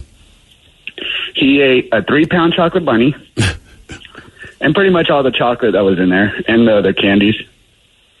And it looked like a tornado ran through my house. Pictures on the wall were sideways. Furniture, it was a mess. And he survived this. I think the only way we thought he survived this is he also ate his 64-piece sidewalk chalk set that we bought him. Jesus. Damn. Those pieces of chalk are huge. Yeah, they're not tiny pieces. They're not tiny pieces at all. So it's almost like he ate all that chocolate, became a little tornado, and ate the street chalk, which probably saved his life because it's like eating Tums, a whole thing of Tums. And for a week after that, it was like picking up crushed Fruit Loops in my backyard. Yeah, I did not know. I know the chocolate is dangerous to dogs. I did not know how dogs reacted to it when they ate it, but they get real hyper and go crazy. It's almost like they're on PCP, man. I had a big-ass dog, did the same thing, did not realize he'd eaten 2 bags of chocolate chips. And remember, he's running up and down the hall. I'm in a bedroom, so finally I open my door, like, what is he doing, man? And literally, he's just running up and down the hall. It wasn't vicious, nothing like that, but his pupils were all dilated. I'm like, what in the hell? I mean, seriously, I was like a drug addict. And then we go in the kitchen, and I'm like, oh, okay. You eat 32 ounces of freaking chocolate. The one time that Miles bit me, the dog, wife brought something home from like a Christmas party at work or whatever, but what it was a hot chocolate mixture. Now, the way they did it was, they used a sugar cone, like an ice cream cone, and filled that up with cocoa powder. And then on top of it, it had marshmallows, and it was all wrapped up. So basically, you just dumped the entire cone into the cup, filled it up with hot water, mixed it up, you got a hot chocolate. Well, the dog got a hold of this. But the problem is it's straight chocolate powder, which is apparently the worst version of chocolate that can affect a dog. So he's got this thing in his mouth, and it's my job to get it out of his mouth because I'm home alone with this dog. And so I go for it, and he loses his mind. Now I got him in a corner. I'm like, man, you cannot eat that. Like, and he did not care. I'm like, you cannot eat that. He wanted to eat it. So I got my hands in there, got a hold of it. Next thing I know, he is wrapped around my forearm. I got like 4 puncture wounds on the tops and the bottoms. I'm just like, I mean, it hurt. It bruised all over. Turned like green and all these different colors. I'm like, oh my God, dude. But I thought if he ate it, and died, then my wife would beat me worse. Yeah, of course. That's the whole thing. Than this bite mark. I'm not doing this for you. I'm doing this for me. I want to live. Yes. Right. What did your pet eat, or what did your pet get into? 206-803-ROCK. Hello, Greg. Welcome to the men's room. Hola. Hola. Hey, guys. Long-time listener, first-time caller. Welcome to the show. Came on the buzz. Yeah, thank you, man. On the buzz? Yeah. Damn. Yeah, long time. So about 20-plus years ago, I had this legendary little Terry Poo, mixed between a toy poodle and a Jack Russell. His name was Snoop Doggy Dog. Many people knew Snoop Doggy Dog, a.k.a. Sexual Chocolate. That was his nickname. Total chicken. Sexual Chocolate. That boy can sing. Yeah, super cute. He's been through most anything a dog could go through. He's been hit by a car. He's eaten weed. But one funny story, he ate mushrooms. As in magic mushrooms? Yeah, psychedelic. I've heard this one before, but go ahead. Yeah, I grew up on Camino Island, and some buddies and I worked at a place, and I was off an hour after they were. So they went home, they took care of Snoop. They put these mushrooms on a piece of pizza, and they were eating it, and a piece of the mushroom fell off. And Snoop ran up and ate it. So I came home, I ate my share of the mushrooms, and my buddies had kind of a weird look on their face. I go, what's going on? And they said, well, Snoop ate a piece of the mushroom. We couldn't stop him. And I said, are you serious? He's like 7 pounds. So this little dog has what I felt like was an hour of the best time of his life. He ran in circles out in the yard. He was jumping around. He was having the best old time. And this was in the day of PlayStation. So we had a PlayStation sitting on the floor. And about an hour after he was running around, we went back in the house. He walked up to the PlayStation, saw the little blue glowing light, and he cocked his head to the side. He tapped the PlayStation twice with his paw, and then he jumped in my lap and fried for about a day and a half. Wow. Yep. Man, day and a half. It was wild. His eyes were wide open, and he was on a different wavelength for about a day and a half. He was super weird. Well, I had the same thing happen with a friend of mine with a dog just as tiny. But right, it's like, what are you going to? I mean, what can you do?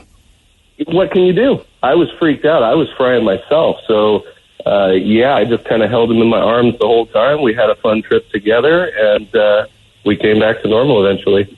At least he had a good trip. You think? He had a pretty good trip, I think. I mean, you can tell by your dog's behavior. He said he's having fun, right? Running in circles, jumping up and down, doing all that. Yeah. And most animals I've heard that have gotten into stuff like shrooms or weed, like weed just knocks them out. But even on shrooms, it seems like universally it's a good trip. But then you always wonder, just with a human being, if you have a bad trip, then hopefully there's someone there that can kind of talk you down. Yeah. What do you do for a dog if a dog's having a bad trip?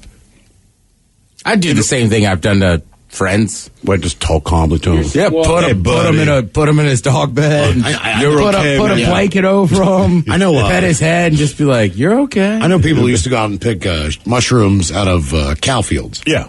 So typically, but they would get up at 5:30, 6 o'clock in the morning to do it. Because they didn't want the farmer to. Yeah, I was going to say, because you're not invited. A couple different things there. But the number one reason was because they wanted to get there before the deer got there. And while it was still dew on the ground, typically deer do sleep through the night. They're not really nocturnal. Yeah. So we get there early enough, because if not, they're already into it. Well, they're going to eat shrooms. They love weed. Oh, yeah. And deer know what's going on, man. They will completely ruin a crop if you got to grow it in there. They're really cute drug addicts. That's what a deer is. Yeah. They absolutely love drugs. And all raccoons, squirrels, it's not just deer. Right. It's just about everything in the forest knows how to get high. Ooh, the bud's coming out, man. Yeah. What did your pet eat, or what did your pet get into? 206-803-ROCK. Hello, Angie. Welcome to the men's room. Hola. Hola. So we had a lab. He passed away last November. He crossed the Rainbow Bridge. But this dog would get into just about everything. I was going to tell you my chocolate story, but I think my husband said the flower story is way funnier. Flour, Flour or OWER? Flour, like the baking flour. Oh, okay. So we had, my son wanted to go to a homecoming game. So we left all the dogs, we made sure everything was put up and everything. So we're at the football game. We come home, open the door, and Marley, our lab, would always meet us at the door. If he didn't meet us at the door, that means he did something bad. Yep. So we walk into the house and we go into like the dining room and the kitchen, and there's a 25-pound bag of flour just ripped open, flour everywhere, caked in his paws. His mouth was so caked with flour, I had to stick my hand in it just to get the gummy flour out of his mouth so he could breathe. Jesus. And then all our wiener dogs are just tramping along, getting flour everywhere. Now, when they poop it out, is it obvious that they've eaten a ton of flour? Yes, definitely. It was like paste. Ew, man. Did that turn you off from baked goods for a while? Because I think that killed me. I want to eat cookie batter, you know? Maybe that's just me. What kind of dog did you say that was? He was a lab. What color? A yellow lab. Oh, a yellow lab. Did you watch Marley and Me? Yes, and that was his name. His name was Marley. Yeah, I know. I was just thinking because why would you name your dog Marley if you saw Marley and Me? Jesus H. Christ, man. I mean, like, I understand. I did not watch the movie because I know how it ends, and I don't prefer to be voluntarily sad. The book is sadder, Steve. Oh, my wife bawled reading the book. The book is sad. And then when they put the movie out, she's like, I want to see the movie. I said, babe, I watched you sob for 3 days, man. Why are you going to do that? And God knows she did it anyway. But what we did not do, Angie, is name our dog Marley. I feel like you're setting yourself up to feel bad. And another question. Or a dog that eats all your weed. I mean, my God. I name a dog Old Yeller. So why did you have a 25-pound bag of flour? Costco. We had bought it from Costco, and I had left it on a very high chair, thinking that, he was going to get into it because he had never bothered it before. Well, he proved me wrong. No, here's the thing about dogs. And, people always say, how could we rob a bank? How could you successfully rob a bank? I'm telling you how. Open up an account there, get a safety deposit box, all right? Take a piece of cooked bacon, put it in your safety deposit box. Now, go back to the bank at night when no one's there. If that dog can smell that piece of bacon, I don't care what security precautions they have, that dog will figure out a way to get into that room where the bacon is. Because people lock things away from their dog. You put it up on the top shelf. You do all these things I had from your dog. You leave for 20 minutes, come home, and the dog has done it. I'm convinced. Telling you, put bacon in a safety deposit box. Dog will be like, I don't say in her defense. I can get in there. I'm with her. Like flour, I wouldn't think about. I wouldn't either. No, because it's flour. You know? Yeah. No one's flour. Dry as flour. There's no real taste. But who knows what dogs smell? Well, here's another funny one. And I've told this story before. My mom used to make these roll-ups, which was some type of cream cheese or white horseradish mixture. Okay. And she would cut up a piece of ham and put this stuff in there and roll it up. Okay. A little toothpick. Sounds very white trashy, I know. But it was people loved it. She would make trays of this, right? So I remember one day she's sitting in the kitchen, she's making them, and she gives a piece of ham to Tigger, and he just drops it and stares at her. She picked it up, she put some of the white stuff in there, then he ate it. I want the horse I want the barn. Yeah, give it to me the way it's supposed to be. So a dog would not eat a piece of ham. No. Until she completed it with the mix. Right, because he saw what she was doing, and he was like, I want in on that. I mean, damn, man. He was a particular dude. That is real particular. Hey, my dog used to push the furniture around so that she could figure out a way to hop to climb up on chairs to the kitchen to get to the counter so she could get whatever she wanted. That's what I'm saying. I feel like dogs, they act stupid, but when you're not home, suddenly they've done things you didn't know they were capable of. What did your pet eat or what did your pet get into? 206-803-ROCK. You know what? That's one of those reasons I never want to get like the indoor Ring camera. Because people will get those things. Well, yeah, they have dog cameras specifically for that. That's what I'm saying. Because all I'm going to do is sit there and get pissed off. You think I'm kidding you? They have them with a built-in speaker. Yeah, so you can talk to your dog. You can talk to your dog, and there's also a treat dispenser on some of these cameras where you can drop a treat at the bottom of it so that the animal will get a treat and you can talk to your dog. Yeah, here's my thought, right? Or cat, I guess. If my dog's going to do whatever the dog's going to do, some crotch eating or who the hell knows what the dog gets into, I'd rather just come home and find it and just have that one moment of anger than sitting here at work. I'm watching it on my phone right now like that goddamn, because nothing I can do. Now I'm mad about it all day. No point. What did your pet eat or what did your pet get into? 206-803-ROCK. Hello, Bruce. Welcome to the men's room. Liquor and whores. Liquor and whores. Yes. Well, my dog, Black Lab, since we're on the labs, chewed through a 4-liter ice cream bucket full of hockey pucks in one afternoon. She ate the hockey pucks? Well, she chewed through them. Jesus. We all go, the parents go to work, the kids go to school, I come home first, and we have a little room for the dog, and the basement, the room, good size room, is just chewed up hockey pucks. It makes sense, though. I can see a hockey puck. I mean, if I'm a dog and I see a hockey puck, I would assume they're for me. I would not know I'm doing something wrong. You know what I mean? But hockey, were they? They were just happy to see me. Like, someone told me I get to go outside, and I'm looking at all my hockey pucks that I used to shoot in the garage, and all of a sudden, I don't have any hockey pucks anymore. Well, yeah. Jesus. That's what I'm saying. As a dog wouldn't know. No. I mean, that's like a chew toy that you did not realize was a chew toy. Because that's the thing. If you come home and your dog's messed something up, but they're so happy to see you, they don't know that what they did was messed up, right? Mm-hmm. And that's the thing. When you come home and you don't see them, as everybody says, it's like, God damn it. Now I have to go find what it is that you did. And half the time, there's no evidence because it's in their stomach.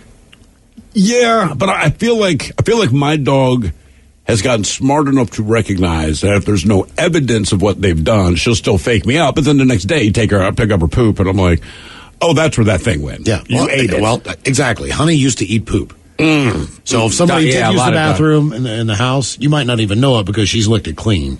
She used to get into the litter box and eat the kitty roca. I know dogs love eating cat turds. You could smell it on her breath. I was at a party a few weeks ago, and that somebody bought their new dog that was had his little kennel in a garage, but they also had a little whatever for it to poop or whatever. Yeah. I was not aware of this. I was in the garage drinking a beer, and everybody's like, "Where's the other puppy?" And I'm like, "I don't know. He's checking out that little dog house." They pulled him out. Same thing. He was just in there eating all the crap. Yeah. Disgusting.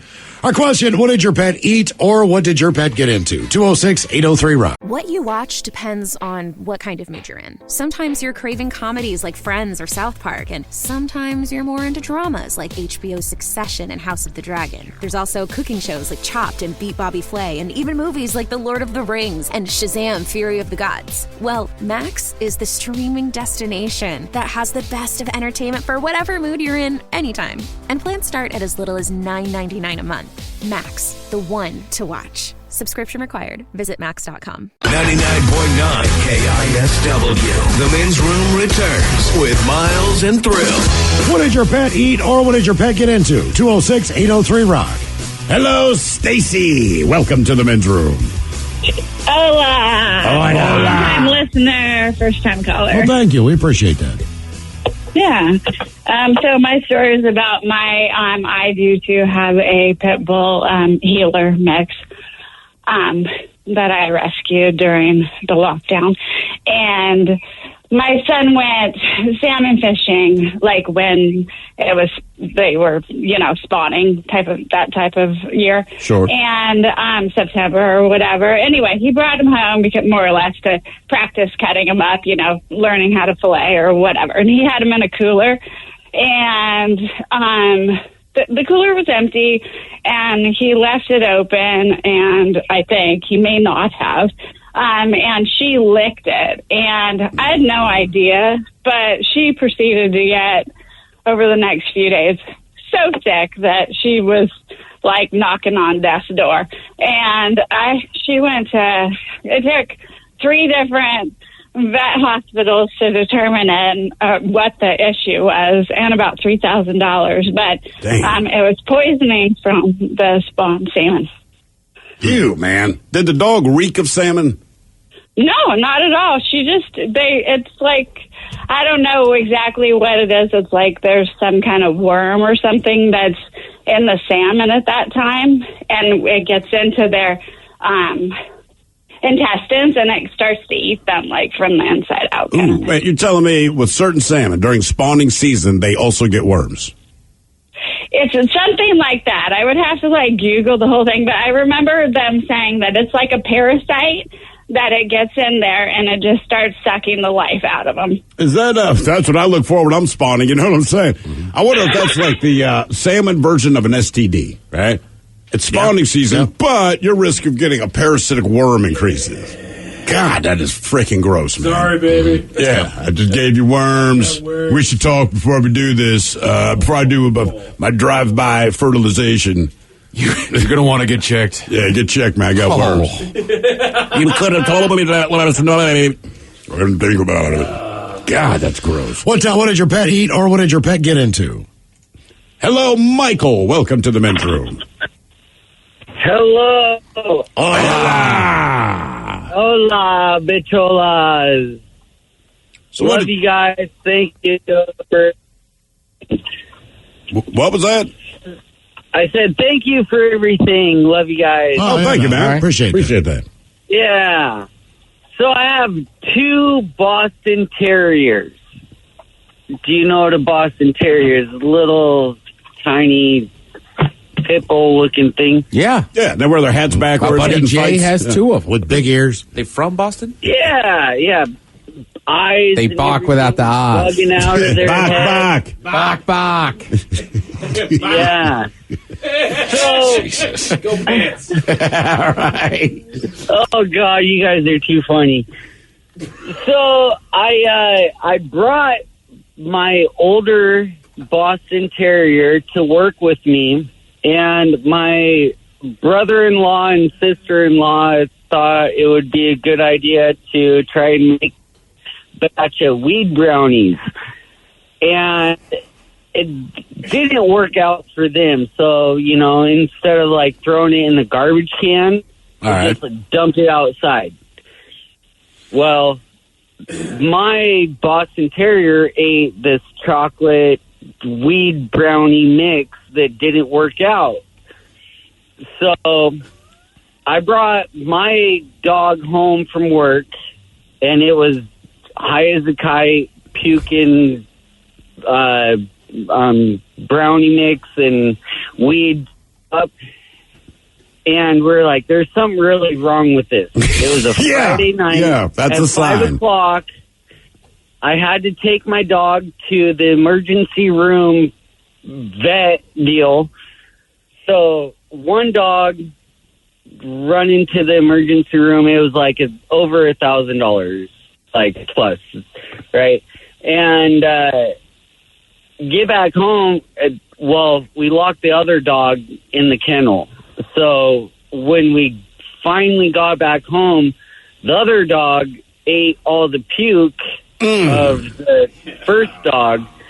So it got the byproduct of the weed brownie pot mix, blah, blah, blah, and had to take the other dog back. And they're like, did you leave a bunch of weed out? And I'm like, at the time, maybe, a 20, 40 bag, whatever, it wasn't that much that I would maybe leave out.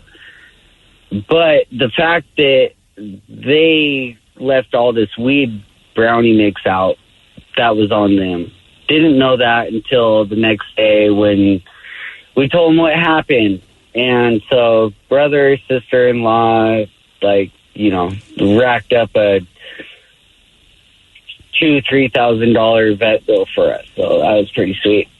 On a Friday night. Yeah, on a Friday night. Yeah, that in particular. You don't sound like you've ever eaten a weed brownie. No way, man. Not that dude. I was like, was he stoned then? Yeah, man. And wicked high. That is the weird thing with the weed and the dog. Like, obviously, you should take them. Yeah. But again, I know somebody, their dog, same thing. It was like some type of edibles. The dog just got into them. Sure. And they were super worried, right? Because the dog was just standing there and fell over. Which, with you. Now the dog was fine, so it is funny. Just the image of a dog standing there just falling over. Yeah. Like one of those sheep or goats. You just got to let him ride it out. I mean, So unless the dog is going into cardiac arrest or having some kind of breathing issues. So that was the issue. They were super scared. They went to the vet, and the vet was basically same thing. Like, you got to let him ride it out. Yeah, your dog's high, man. But I get you should take them. Yeah, right? just to They're make poisoned. sure. Yeah. I get it. I don't know that I would. Like, if I knew it was weed, I'd be like, you're going to have to figure this out, dog. All right. I also think, too, it's tough, right?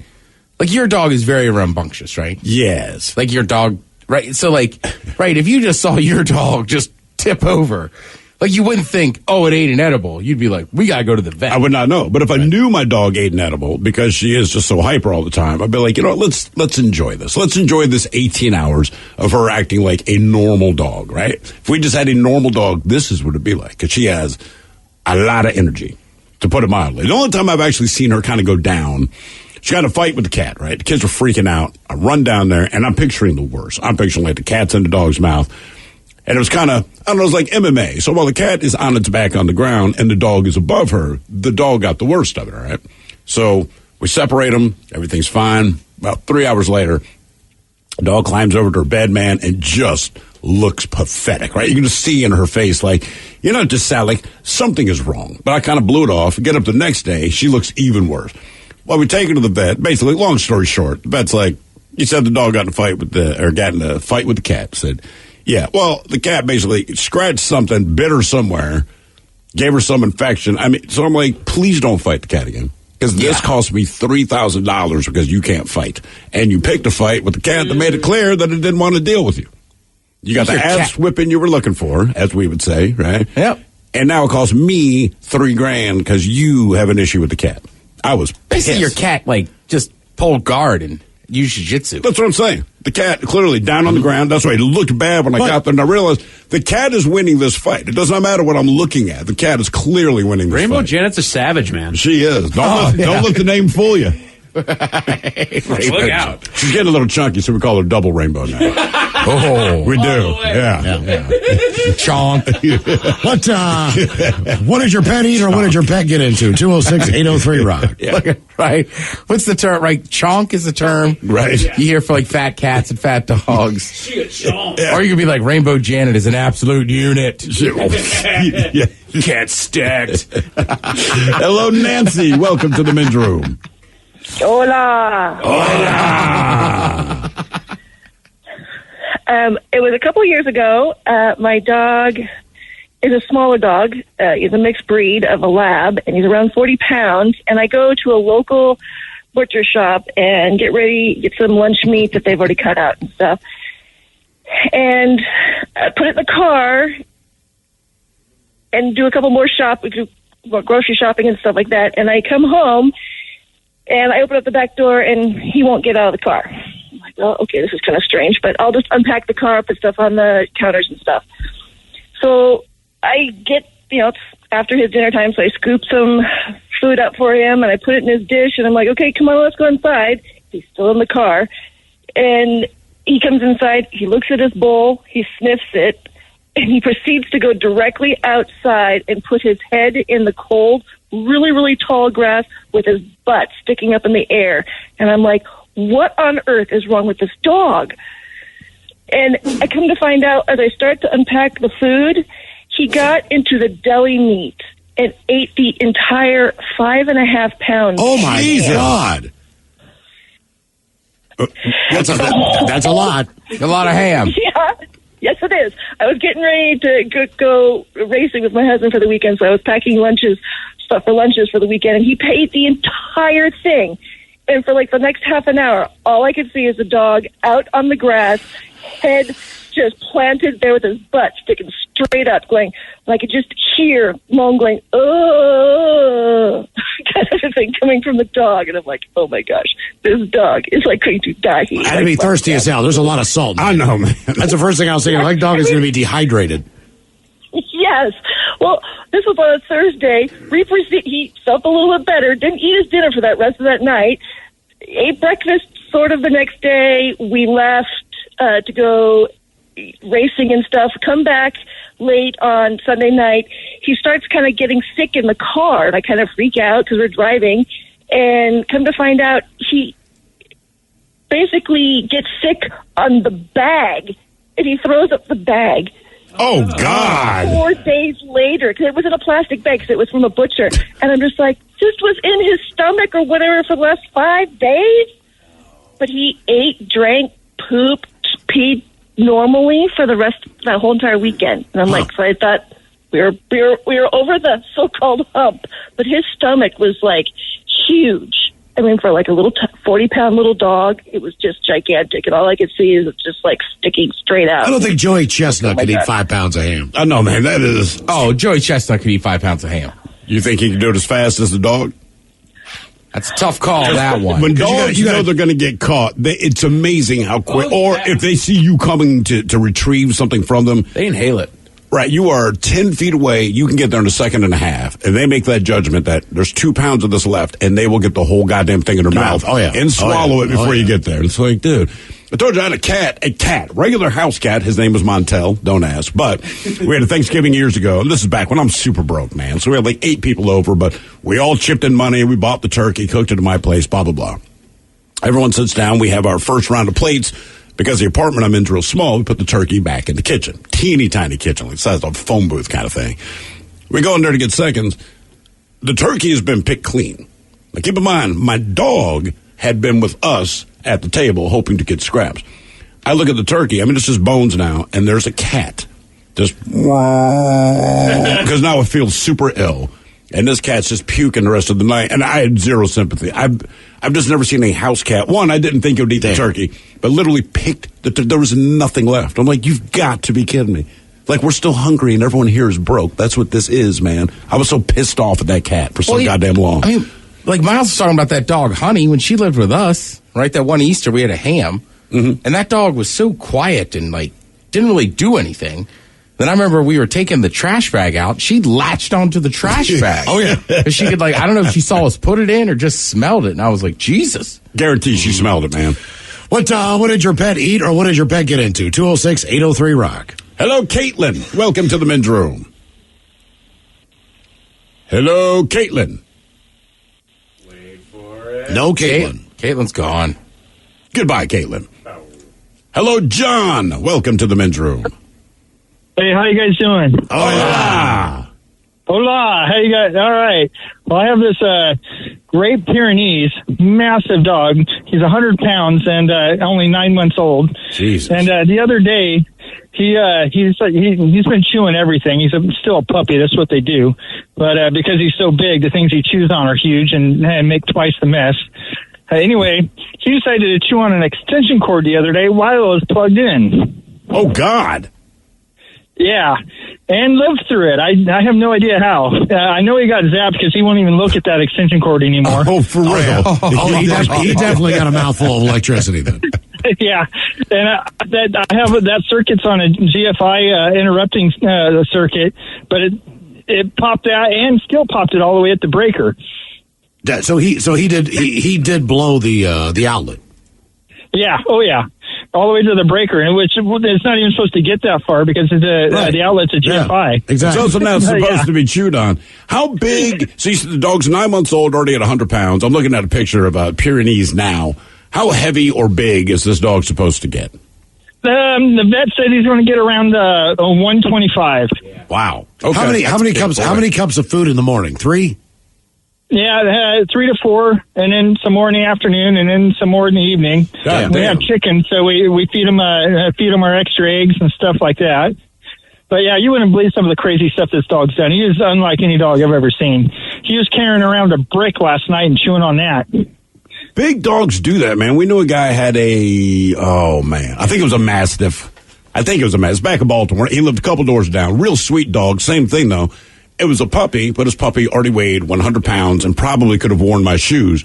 But we were at this park. We're talking to this guy, and I realized part of the sidewalk was cracked. And the dog was real quiet, but you look down at the dog, and the dog had taken part of the cracked sidewalk and was just gnawing on it. But it was breaking this thing apart. And I'm like, oh, my God, man. Yep. I mean, that is insane. Yeah.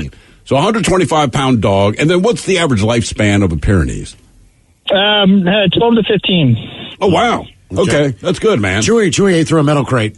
She was in a crate in the bedroom, door closed. And we came home after a 2-hour dinner. Chewy had not only chewed through the metal crate, and we did not know, by the way, we had just got this dog, why the dog's name was Chewy. And like anything else, it's a female dog. And you assume Chewbacca, something like that. Yeah, right? But Chewy just didn't seem to fit. We're like, all right, well, she's not that old. She'll grow into her name. Sure. So we're like, we'll figure out what that is when we cross that bridge. She then went underneath the door, pulled all the carpet up, was chewing through all the padding, had all that ripped out. And then when we got there, I couldn't open the door because all the carpet and the padding had been pulled up, so I could not open the door. It was stuck. She chewed into the plywood, the floorboard, and was trying to dig her way out of the bedroom. So I did a carpet company to come in and just do like a square patch. Right. Which was the most obvious thing that you've ever seen because, the carpet was already kind of worn. Yeah. So when you put a new square like right down there, it looked ridiculous. But I mean, it's like, dude, your name's Chewy. And that's why. That's it. I'm convinced. Now I know why. I'm convinced our dog's name was Molly because it seems like she's on drugs all the time. I mean, really, they do pick the names, and I'm like, well, whatever she responds to it, we'll keep it. No big deal. I have no problem with the name, but as she's gotten older, she's 4 years old now. Like, I see why they call you Molly. Yep. It's like you're tripping all the time and happy and love and just wants to hug you. And look, I've done enough Molly to know that to be true, but I'm like, I get it. Who Sucks Less is coming up along with your emails from the men's room at KISW.com. Hey there, it's your friend Stormy Warren here, and I want to invite you to my new home, the Big 615, exclusively on TuneIn. It's the official home of country music broadcasting live from Nashville to the world. Get the latest on country music, from your favorite artists to the hottest songs climbing up the charts. Oh, and it's commercial-free. Hear it all on the Stormy Warren Show, weekdays from 7 a.m. to 1 p.m. Central. Download the free TuneIn app from the App Store. That's TuneIn. Or ask your device to play the Big 615 on TuneIn.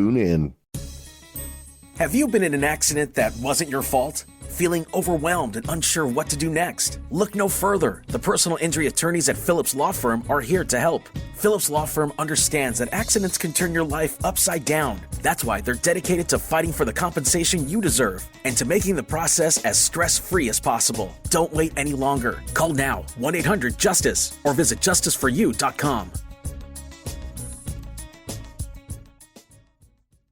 What's up? It's your boy, the Ted Smith. Thanks for listening to the Men's Room Daily Podcast. Want more? Check out the greatest podcast in all the land, The Podcast. Be sure to subscribe and listen to a brand new episode every Tuesday night. The debauchery rolls on. You're listening to the Men's Room with Miles and Thrill. 99.9 KISW. Who Sucks Less coming up first time for a few emails from the men's room at KISW.com. You've got mail.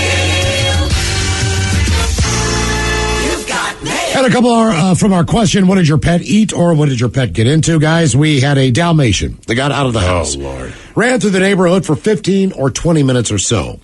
Crazy. Then came home with a full loaf of white bread. To this day, we have no idea where she found the loaf of white bread. All right. I kind of like that, though. Yeah. Does it say what kind of white bread it was? Like, is this Wonder Bread? A loaf of white bread. Yeah. Or a wheat? Yeah. But Joel, it was around Christmas time when I was a senior in high school. We had 4 miniature wiener dogs. My folks were out of town, and me and my girlfriend swung by the house to grab something real quick. On the way out, I saw what looked like diarrhea everywhere. I mean, everywhere. All over the carpet, down the wall from the stairs, down the stairs, all over the couch, chairs, even down the cracks of the cushions and the air vent. I thought about bolting and letting my brother deal with it. like I was never there. But then I saw it was not doggy diarrhea. The dogs had climbed over the dog gate into my mom's living room. No one was allowed in there ever. Under the Christmas tree, they found and ate 3 one-pound boxes of fine chocolates that were wrapped up like presents. Well, I know that was bad, especially for dogs that weigh less than 5 pounds. Jesus. So I got a hold of a vet. He told me to force feed them hydrogen peroxide of all things. So one by one, I filled each struggling hound full of the peroxide. The vet said the foam would foam up in their stomach and cause them to vomit. I've heard that. From the looks inside, I didn't think that they had anything left in them, but I was wrong.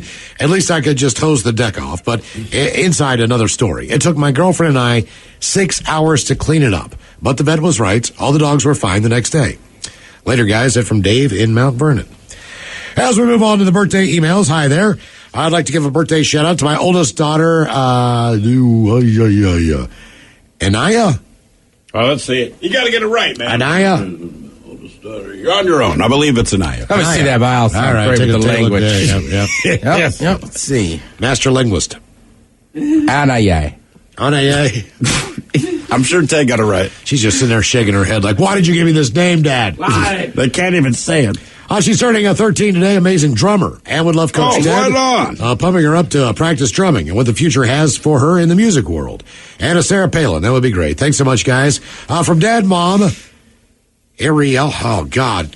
Just trying to get, God almighty, Dad. What did you do to your kids? I would like a birthday shout out to my oldest daughter, Anaya, or as Ted said, she's turning 13 today. She's an amazing drummer, would love Coach Ted, pumping her up to practice drumming. Now you're turning off your mic. And what the future has in store for the music world. And to Sarah Palin with a cut that bitch off next caller. Thank you guys so much from Dad, Mom, Ariella, Adriana, and Abby.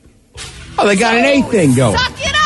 You can't tell, though. Hey. All right, you're turning 13. From the looks of this email, your parents already have you drilling and drumming and practicing. Yeah. So I'm not going to tell you about technique. What I'm going to tell you is that after you get through school band, maybe you get first chair, second chair, maybe you're just in the school band, maybe you're in the marching band, but eventually you're going to be in a real band, a rock and roll band. You need a signature. Some people twist their sticks. My man Steve Miggs always holds his up. Always. And I love it. Always. You know Steve Miggs is in the zone. He's a great drummer. So I'm telling you, kid, you're 13. Start working on your stick. Your stick. Stick. Aloha, Pacholas. I want to wish my favorite son, Kiko. God damn it. Tough day out there. All right, Miles. Kikoa. You okay? Wait, let me see. Hang on, buddy. What is going on? Hold on. I have my favorites. See what you say their kid Bill anymore? Daddy. Where did the Toms go? I believe Derek. it's Kikoa. Kikoa. Kekoa, Yes, right? Kikoa. Dumb Hallie.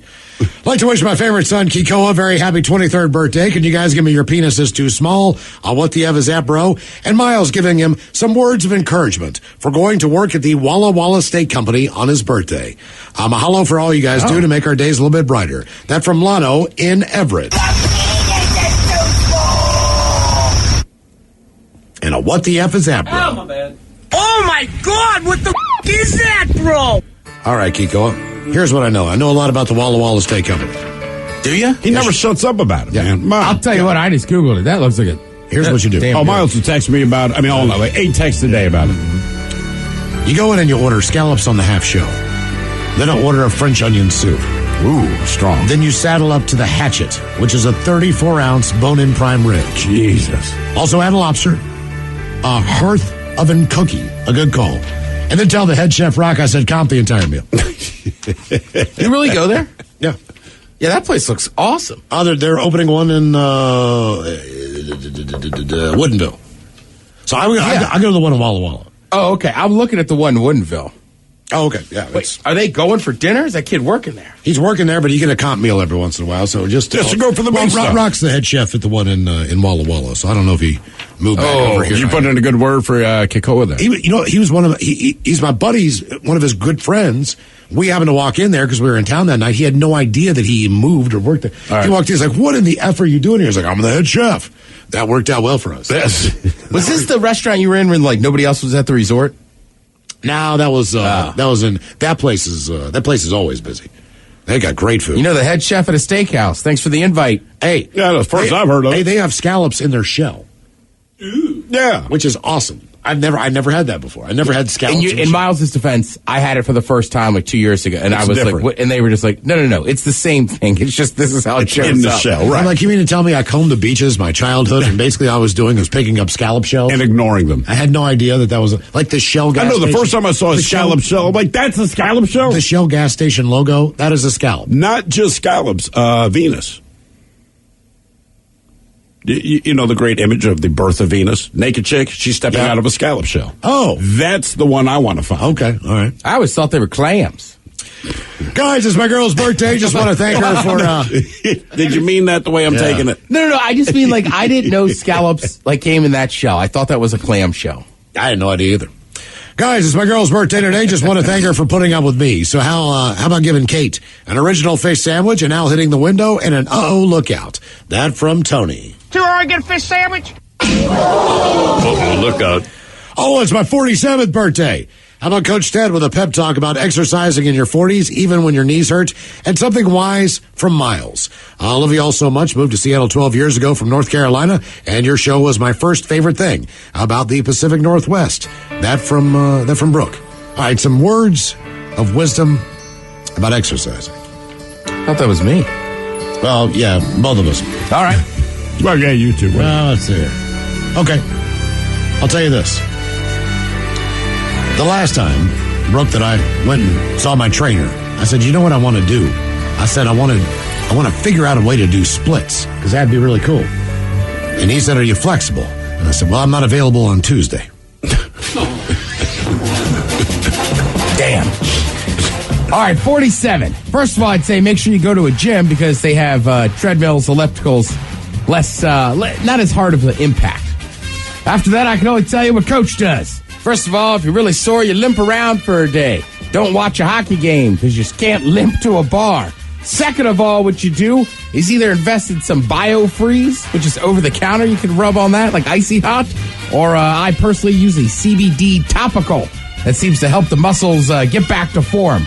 But also, let's be honest, you got to stretch. You're 47. Coach feels you. We just get sore and tight.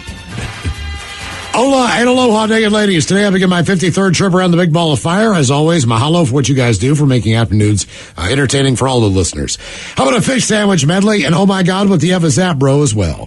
Thank you guys, and go Kraken. That from Mason. Can I get a filet of fish sandwich? So you know I got I'll have a fish sandwich. Oh, brother, can I have a fish sandwich? Do I get a fish sandwich? With the cheese and the tartar on the side. I'll order a fish sandwich. Is it too early for a fish sandwich? Cheese and tartar on the side. Ooh, yeah. I smell the fish sandwich. Maybe some your relish in the morning, at noon, and at night. Can I buy you a fish sandwich? So you don't want a fish sandwich? Oh my God! What the is that, bro? No, but y'all say I want to wish my brother Mason Lang a happy 53rd trip around the sun. How about a bong rip, a beaver fart, and a what the F is that, bro? I'll thank you guys for everything you do. That from Pete.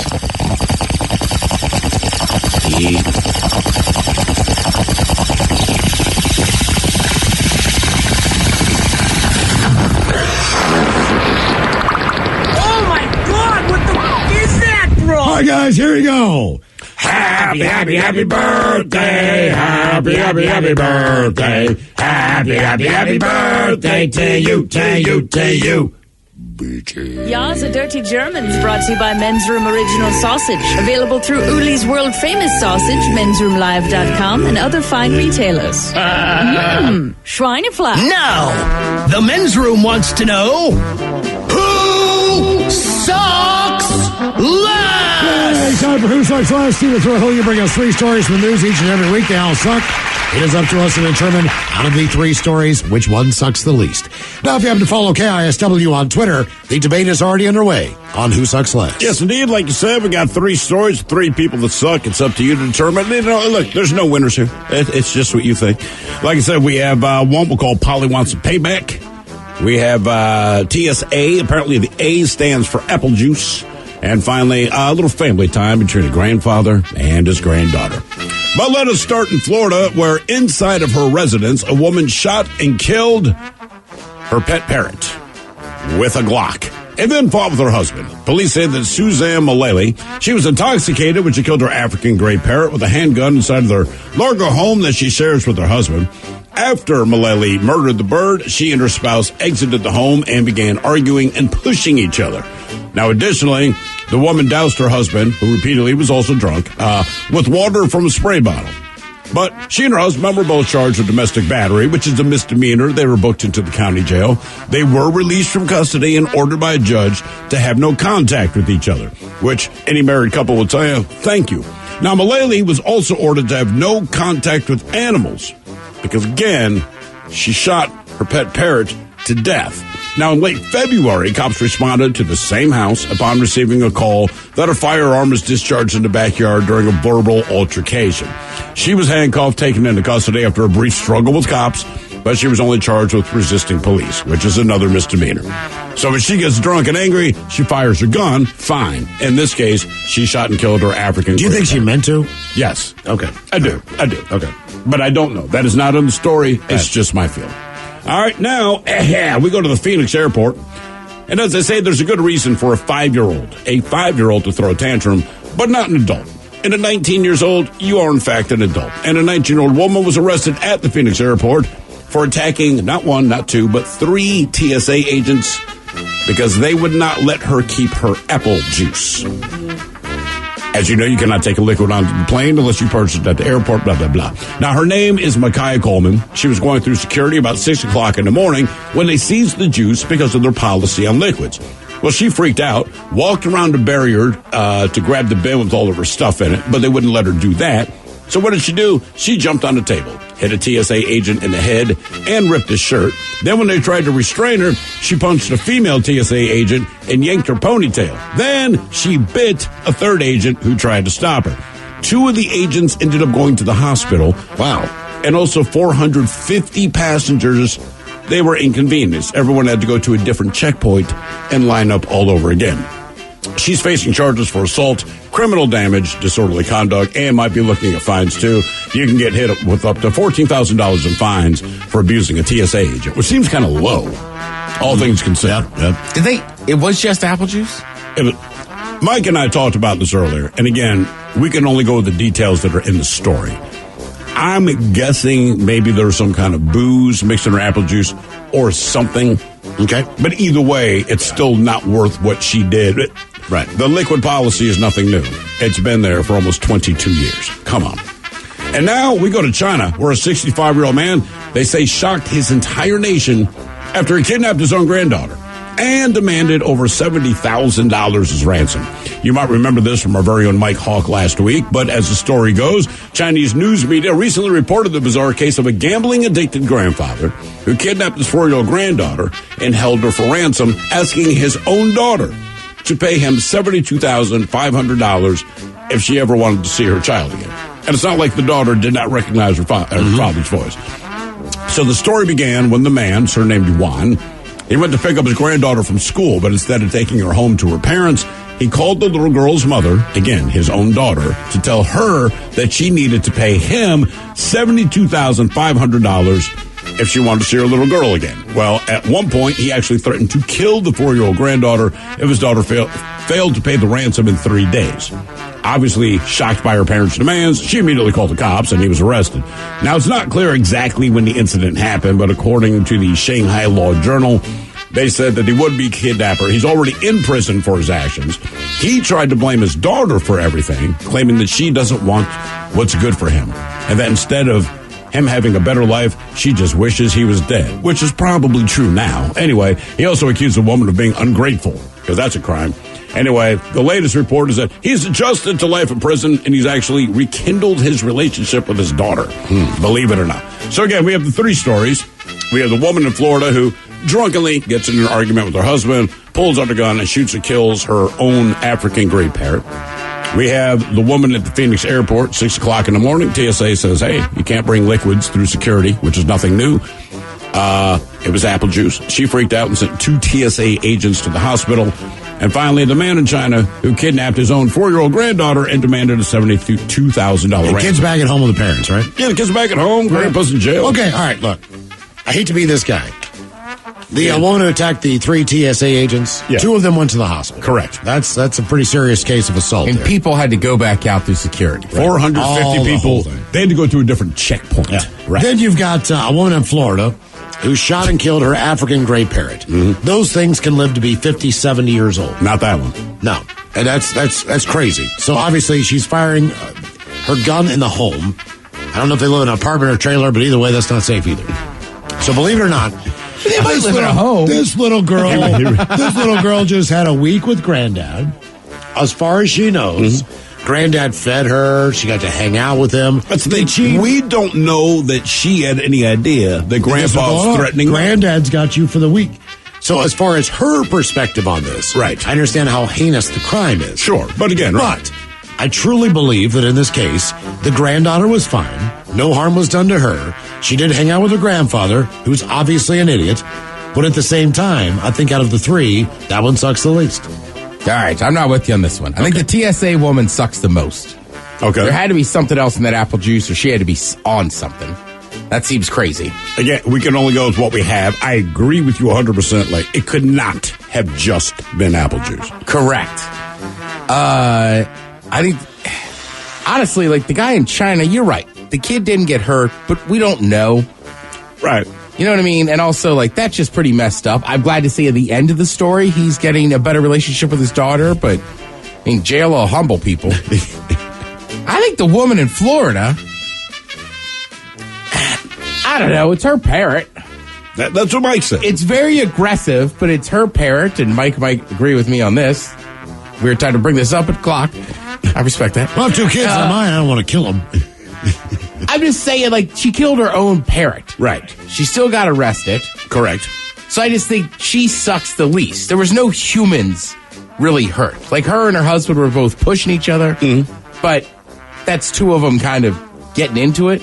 Like, if she had shot the husband, that's a different story. Sure. But she just pulls out the Glock and takes out the parrot.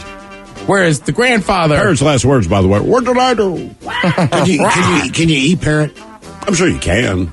I mean, I don't know. I don't know that you can eat parrot. I don't know that you want to eat parrot that's been shot with a handgun at point-blank range. Yeah, that's for sure. I feel like there's a lot of stuff going on. How do you kill your parrot before eating it? I do chloroform and just go shh. Oh, I mean... 99. Yeah. I mean, that is how you kill chickens. Right. Just got to wring their neck. That's what I would do. And Mike, get the traffic cone. Debate continues on Who Sucks Less if you follow KISW on Twitter. You are listening to The Men's Room. What you watch depends on what kind of mood you're in. Sometimes you're craving comedies like Friends or South Park, and sometimes you're more into dramas like HBO's Succession and House of the Dragon. There's also cooking shows like Chopped and Beat Bobby Flay, and even movies like The Lord of the Rings and Shazam! Fury of the Gods. Well, Max is the streaming destination that has the best of entertainment for whatever mood you're in anytime. And plans start at as little as $9.99 a month. Max, the one to watch. Subscription required. Visit max.com. 99.9 KISW. The shenanigans continue. This is the Men's Room with Miles and Thrill. All right, coming up, we'll drink your toast for the show of the day. And we do have your headlines on the way at 5:50. But first, quick check out with Michael Hawkins. Some of the stories and headlines he is not working on. All right. Turn that mic on, Mike. There we go. There it 73% of women think that they are the, quote, best mom in the world. I would hope they do. Yeah. You know, I would hope. Like, I'm third best. Yeah. It doesn't mean they're correct, but I would hope that you believe that. Sure. That number actually should be high. And also, don't believe it out of principle. Just try to be. Yeah, it's pretty basic stuff. That's really all that we ever ask of anybody, truly, is just do your best. Right. Just do your best. And you'll probably do better at it than you think. Let me know that you're engaged in whatever it is that you're doing. You are putting your best foot forward. If you give me your best effort, yes, could I find somebody better? Whatever. I want to know that you are doing the best that you can do. That's all I ever ask of anybody, dude. And parenthood, inevitably, you do that. Yes. I don't get up for people at 4 o'clock in the morning because they had a bad dream. I don't care. But when it is your kids, you're like, okay. You got to muscle up and there's do all it. these ridiculous things you do. So That's right. Like, all right. And then as the older I get, the more I realize that, like, oh, nobody actually knows what's going on. Nobody actually knows what they're doing. The people that became parents at the age of 18, waiting for this parental wisdom to just come down, it's like, no, you wing it. You do. And that's where your wisdom comes from. You Do your wing the best. whole thing. Do your best, man, and that's all anybody can ever ask of you. They will have their opinions on what way's better, blah, blah, blah. Do your best. Right. Just That's do it. your best. To protest the new state ID law, Pornhub blocked all users in Utah. Why did they block everyone in Utah? They're too creepy. Basically, You guys are looking at some weird stuff. That was the number one state Yeah. for viewing pornography on Pornhub, Right. according to Pornhub. Yeah, Utah. And now they have a state ID law, which I didn't look into because I'm not working on it. Right. Yeah, there's some other thing. Pornhub goes, right. Wait a minute. As a state, do what you want, but we're not going to be part of it. And that's fair. I get fun of being from West Virginia and the inbred aspect of marrying your cousin or having sex with your sister and all that stuff. So I'll do it to Utah then. Like, look, dude, you can have like 5 wives. You can't look at internet porn. No kidding. Really? I mean, come on. I know that's not the majority or even close to it, but it exists and you let it happen there. Right. Ta-da. A new study found that women have longer small intestines than men. Takes them longer to poop. No, they just do it more frequently. Yeah. Maybe that's why when they got to go to the bathroom, they got to go. Yeah. That big long ass intestine you got. Yeah. No, they have longer ones than us? Yes. Yeah. Oh, I thought they had tiny ones. No, they got longer intestines. man. Streamline that turd, man. You know, women, man, they got more guts than men. There you go. Literally. They could, I think I would be fine saying they could deal with pain. Yeah. If I had to give birth, I'd be out. If men had to give birth, the human race would have ended first generation. Well, that's why they have the longer intestines to help give them birth. Is it? Yeah. All right. It needs longer canals. It's like a slip and slide. Okay. And one of them cool ones with a little pull at the end. Yeah. Damn right, man. It's got the little inflatable there at the bottom. Got that little ramp. Some of them got the little sprinklers that come out through the sides. That's what we did when my wife gave birth. Let me set the sprinklers real quick, baby. Hang on. I set this thing up. Come out belly first. Oh. Put some soap on there. It helps grease things up. Actually, man, my daughter took forever to be born. Turns out the cord was wrapped around her neck. Oh, good times. My son, on the other hand, he was trying to part the curtains. Like, he was ready to come out. Not me. I hung on for like 2 weeks. Yeah, apparently my son was like, I'm done with the womb, brother. I am ready for the real world. Yeah, I'm coming out. I'm out. He almost had entrance music. It's like, damn, dude, slow down. It was just too warm in there. I was just like, I'm going to hang I out. had to push him back in for 20 minutes. Mama's boy. U.S. News ranked the best states in 2023. Any guesses on the best state in 2023? It has been mentioned. What's it based on? I mean, I don't know, Ted. It's just the best. it's just the best Just state. the best state from U.S. News. No criteria. Well, it depends on what your version of it being okay No, is. Miles, this is just the best state. I'll say the best state is Massachusetts. We've talked about it in the last 5 minutes. Utah. It is Utah, number one. The best state. It best used to state be. in 2023. I bet you once Pornhub said, we're done Right. with you, it dropped 8 places. Arizona. ranks number one in jazz clubs and barbecue. Yeah, what is their criteria that Utah? Who's your favorite band from Utah? It's not offensive because there's just nothing there. Yeah. Any ideas on the worst state? Arkansas. Number 50, Arkansas. It's close to Arkansas.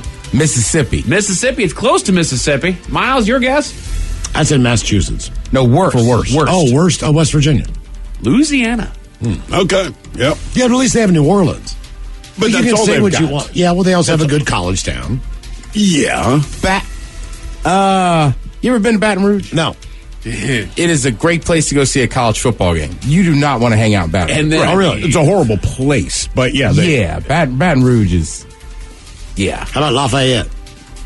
Kind of like Baton Rouge. You don't want to be there. Okay. All right. Fair enough. I was saying, like, outside of Bourbon Street, yeah, Louisiana's got some tough stuff going on. I lived in New Orleans for a year, and New Orleans, if you go to the right place, is absolutely one of the most fantastic cities, not just in this country, but on this planet.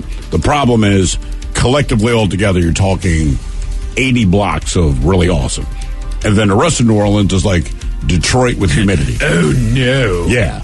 Well, right before Katrina, right? Thurl, I remember you telling me there was this story about like the cops went into one of the wards and fired off. I can't even remember. It was some ridiculous amount of rounds just to see, and nobody called the cops. Yeah, I mean, it literally went there, popped off all these guns just to see if anyone called the cops. Nobody did, because at that point it's background noise. Yeah. Gentlemen, something I have had to admit about myself that comes as Gonorrhea. comes as a surprise to nobody, is that I am an awkward person. I'm a weird person, and sometimes I make myself look stupid. No. Luckily, there's a list of signs that I can look out for. The Men's Room Top 10. His name's Mike. That's right. Top 10 10. things that people do that make them look stupid. Let's say, for example, you're walking down the street and into a coffee establishment. You decide you're going to lift your leg comically. Okay. And then blow out a fart. Know where this is going, do you? It's only then you turn around as a lovely human being standing right behind you. Is that stupid? Possibly. Or are you just a pig? Not that I know anybody who would do that. Okay, first of all, I did not do it to be funny. I did it absent-minded. I was going to the Starbucks in the lobby of our building. I was finishing my cigarette, and I butted it out. I was throwing it in the trash can. When I got to the trash can, I lifted my leg and farted, right? And I literally did this like 2 weeks ago. All right. I turned around. There's a woman standing like 2 feet behind me. But she was wearing a mask, and I was going to make the comment, hey, good thing you have a mask. Then I said, you know, man, just put your tail between your legs and go get your drink. Get out of there. Because we met eyes, you know, and her eyes said, I heard you fart, you disgusting, weird stranger. Sorry. And the fact that I lifted my leg made it so much worse. It did. Like, there's no denying it that Right, I mean, and I did it out. I put my cigarette in the trash can, went, and I'm like, you are right there. But you're that guy. Like, if you're going to fart, you're going to own it. No matter what you do, you own it. I couldn't not own that, Mike. That one. Yeah, right. You didn't have a choice I could on that one. not own that, yeah. So these are things that people do that's guaranteed to make you look stupid. They say, this is one that I have heard before that's an awkward thing for a lot of people, but walking back after you've thrown a ball while bowling. For some people, that is an incredibly awkward thing. When you're bowling, it's hard to look cool in general. I think it's just kind of an accepted thing that if you're bowling, you're just there to have a good time. Nobody's going to look cool. You're going to cheer the strikes. You're going to laugh at the gutter balls and the fails. Yeah, I don't feel weird. I can, if you're socially anxious, I can understand why. Sure. But that does not bother me. No. You're right, though. Most people will have some interaction. Yes. Like, I don't know. I never thought about it till you're just saying that. I'm just thinking about it every time I bowl. Like, most people, like, they have to say something or whatever. There's a comment coming, no matter what. No matter what. I will say it sucks when you bowl a gutter ball. God. You got to turn around. Drunk friends are like, nice ball, Ted. Good work. Even the sober ones do it. You're supposed to knock the pins down, Ted. You throw a gutter, everyone there is going to let you know you threw a gutter. Oh, everybody's had this one. It's on your birthday. It's that dreaded moment on your birthday that nobody likes. It's when they bring out that cake and then everybody just starts singing and you are the center of attention. And then you got to sit there for those 30 seconds while they're singing happy birthday. When you're a kid, it's awesome. As an adult, it sucks. True story. My uncle, there's one I bring up every once in a while. He lives in California. He's got his PhD. He's very smart, but very, very, very, very socially awkward. He was visiting us in Baltimore at this time, and I can't remember what restaurant we were at, but it's one of those places that if it's your birthday, they'll sing it to you. It wasn't Chi-Chi's, but something like that. I had that happen. It was not his birthday, and I made it a point. Oh, no, I told the waitress, hey, man, it's my uncle's birthday today. Come on. So they came out. It was like a cupcake or something with a candle in it. Sure. And they stood around him, and they all sang this song, and everyone in the restaurant's looking, and they're clapping. You could just see him, like, getting flop sweat, man. Damn it. And he's like, why did anyone do that? I said, man, it was me. I'm like, I just thought it was funny. Bring the mariachi band over for it. It was fantastic. Yeah, like if it's in a restaurant or a group of people, that's fine.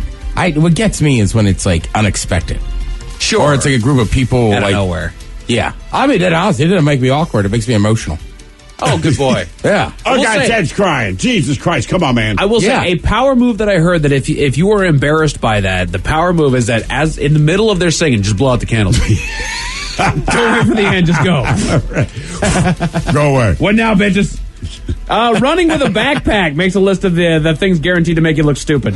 You can't not look like a giant trying to catch man-child. a bus. Well, yeah, but it's not how you run. You run different. Right. You It's do. an awkward gait. Yes. Yeah. Your arms are wide so that your backpack doesn't come flying off your arms. But I do admit, there's a bus stop in front of our building here, and a lot of people, especially at rush hour, they're getting there to get the bus, and I do kind of mildly enjoy watching them run because they all run so weird.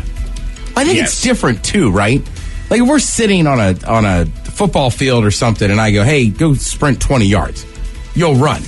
But like I don't know, it's just different. Like crossing a street for like a light or whatever, it's not the same run. It's always different. It's funny that you mentioned that, Ted, because another one on this list is that pathetic fast run when a car lets you pass. Mm-hmm. Yeah. Which, don't ever feel stupid about that. As a driver, Ted has heard me complain about this over and over again. I will take the guy that high-knees it across the street as opposed to the guy that's sitting there looking at the birds as he crosses the street. It's not your appreciation of what they're doing or their effort. It's that they know they're running stupid. It's like anything, right? You can go home today. But if I told you, Mike, we put 5 cameras in your home, you're going to act different. Yes. Everything you do is going to look different than it normally would. Yes, you are. That is an absolute Even fact. your masturbating. Mike, technique. you're a quick guy through the crosswalk. Yes. You don't even have. I'm like, Mike, we got the right of way. I Relax. know. I don't care, Ted. I've been the driver. Get out of my damn way. We can move. I saw a woman today strolling through a crosswalk, taking her time. But she had a delicious looking Slurpee. And I said, well, she's enjoying her Slurpee. Can't do it. I just can't do it. It drives my wife nuts. What? You don't live your life for everybody else. Just walk across the street. Oh, yeah. I get on you all the time about it. Yeah, you do. I'm like, dude, we're not walking slow. Like, chill out. Bro, we got 4 seconds to get across the street. Let's go. Come on, man, get out of the way. And when you walk, you start to time out stuff. You know you got that last hand. You still got about a second and a half. We've seen this one when somebody's about to sneeze.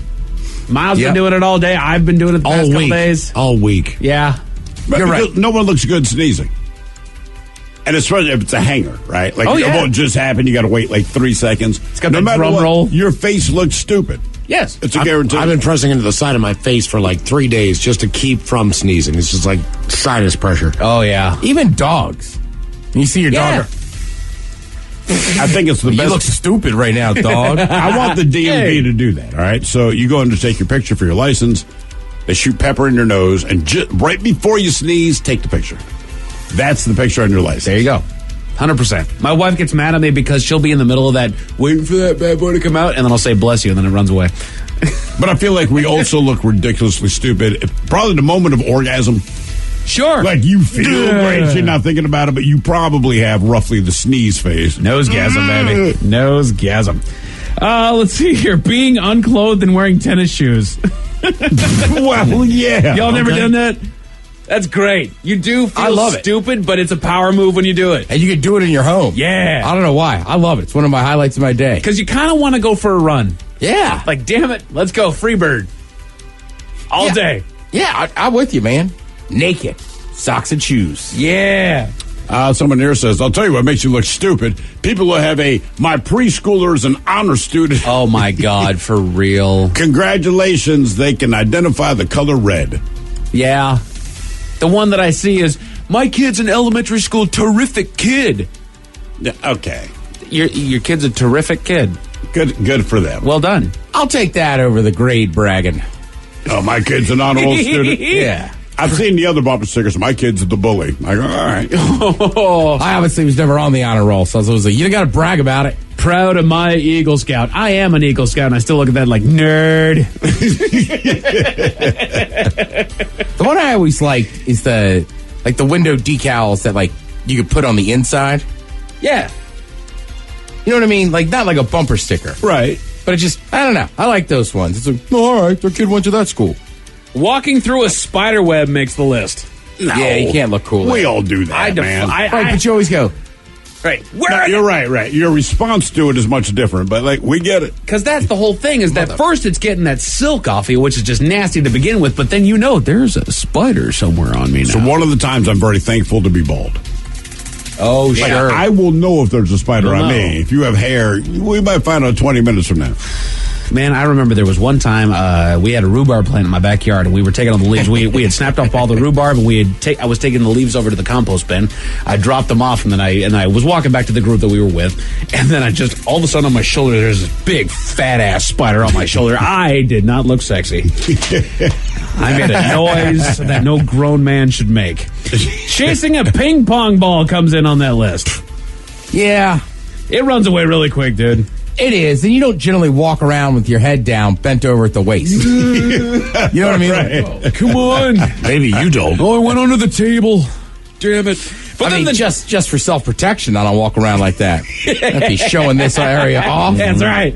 You got to pay premium to get this view. Yeah, exactly. I got a ball guy when I play ping pong. Damn straight Beer you pong. do. Get it. Hey, You have one job here. Nobody's going to invite you to this party. You're a loser. I'll pick up the damn ball. We call him Fido. Fetch. Oh, dang. nice.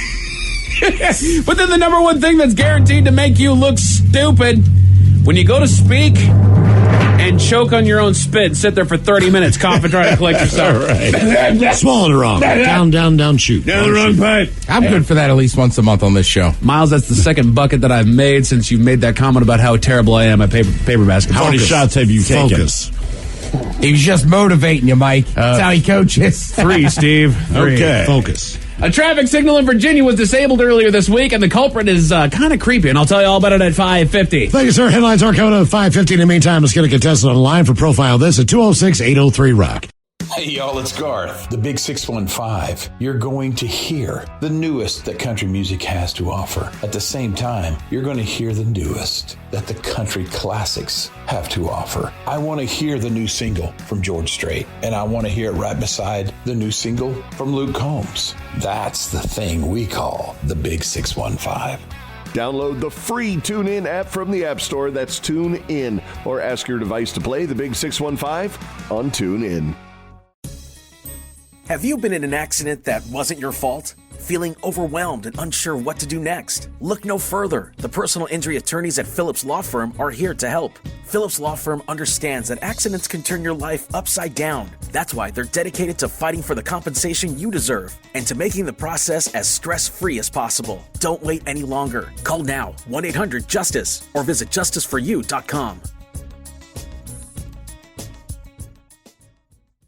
Hey, it's Mike Hawk. Join me every Thursday at 1 p.m. exclusively on the Odyssey app as we go live with Odyssey. Join in on the action as we cover interesting facts, top 10 lists, and some fun new games. Follow the Men's Room page on the Odyssey app and join in all the fun Thursday afternoons at 1. Part of a minute to drinking time. Somebody out there deserves to be recognized. And the Men's Room knows just who it is. So to you we say, bottoms up, sailor. You're the toast of our shot of the day. Drink time it is, and as usual, we head to the drink desk and Steve will throw hell to find out who we're toasting. Yes, indeed. And today we toast 23-year-old Jenna Cohen of New York City, New York. Now, like many people before her, Jenna decided to have a gender reveal party for her unborn kid. And both she and her boyfriend, they were convinced they were going to have a boy. Just an unscientific gut feeling, not a preference. But the moment of truth was just one confetti cannon away. Well, the boyfriend pulled the cannon. Confetti exploded into the air, rained down on them, revealing their kid's gender. Now, Jenna started jumping up and down, all excited, but the boyfriend, he just stood there. And stood there. Everyone else is cheering them on. And finally, the boyfriend looked at Jenna and said, "What is it?" It was in that moment Jenna remembered that she had forgotten why a gender reveal was a perfectly stupid idea for her boyfriend. He's colorblind. So everything looked gray to him. So everyone's cheering, but no one said the gender of the baby. He's just like, yay, kind of clapped, kind of smiled, because he knew, okay, that's good. But he had to ask her, like, what are we having? Turns out they're having a girl instead of a boy. So the confetti was pink, but to him, blue and pink both look about gray. Dude, So I saw a good one the other day where they already have a daughter that's like 2 or 3. All right. She has the scissors, they have the balloon, the mom's holding it, like, all right, let's see what it is. And the kid just cuts the cord, and the balloon flies off. Although the kid's not wrong. Yeah. I also saw, as far as confetti cannons go, I saw this earlier today. There's a woman, I believe it's in Miami, and there's like a club going on, man. It's clearly like 1 a.m. The place is jumping. She's up on stage. She's dancing around, has a confetti cannon. She waits for the perfect beat. She launches this bitch. She fired it directly into her face. Oh, yeah. Blew backwards. Anyway, we pour this booze and we drink this booze because we think it's yummy. Yummy! So over the tongue and down the throat to party in our tummies. Down the hola bichola! The Men's Room presents Profile This. Hey, Steve, throw hell, could you please tell everyone how Profile This is played? I sure can, Miles. It's a simple game where we share with you a real-life news story, something that happened right here on planet Earth. And as you listen to the story, based on the stereotypes you believe to be true of people and the decisions that people make, we'll ask you what it is you think makes the story a story. Hello, Jimmy. Welcome to the men's room. Hey, thanks a lot. Hola. All right, Jemay, you understand how this here game is played? Yeah, affirmative. Perfect. Then you know already you have your choice in one of 4 categories. We have the wonderful world of drugs. We have Bite Me, in other words, what did someone find in their food? Interior decorating, where you guess the foreign object that ended up on the inside of someone. And finally, Hit Me With Your Best Shot, where you guess the unconventional weapon that someone chose to use as a weapon. Let's see. I think I'll take foreign objects.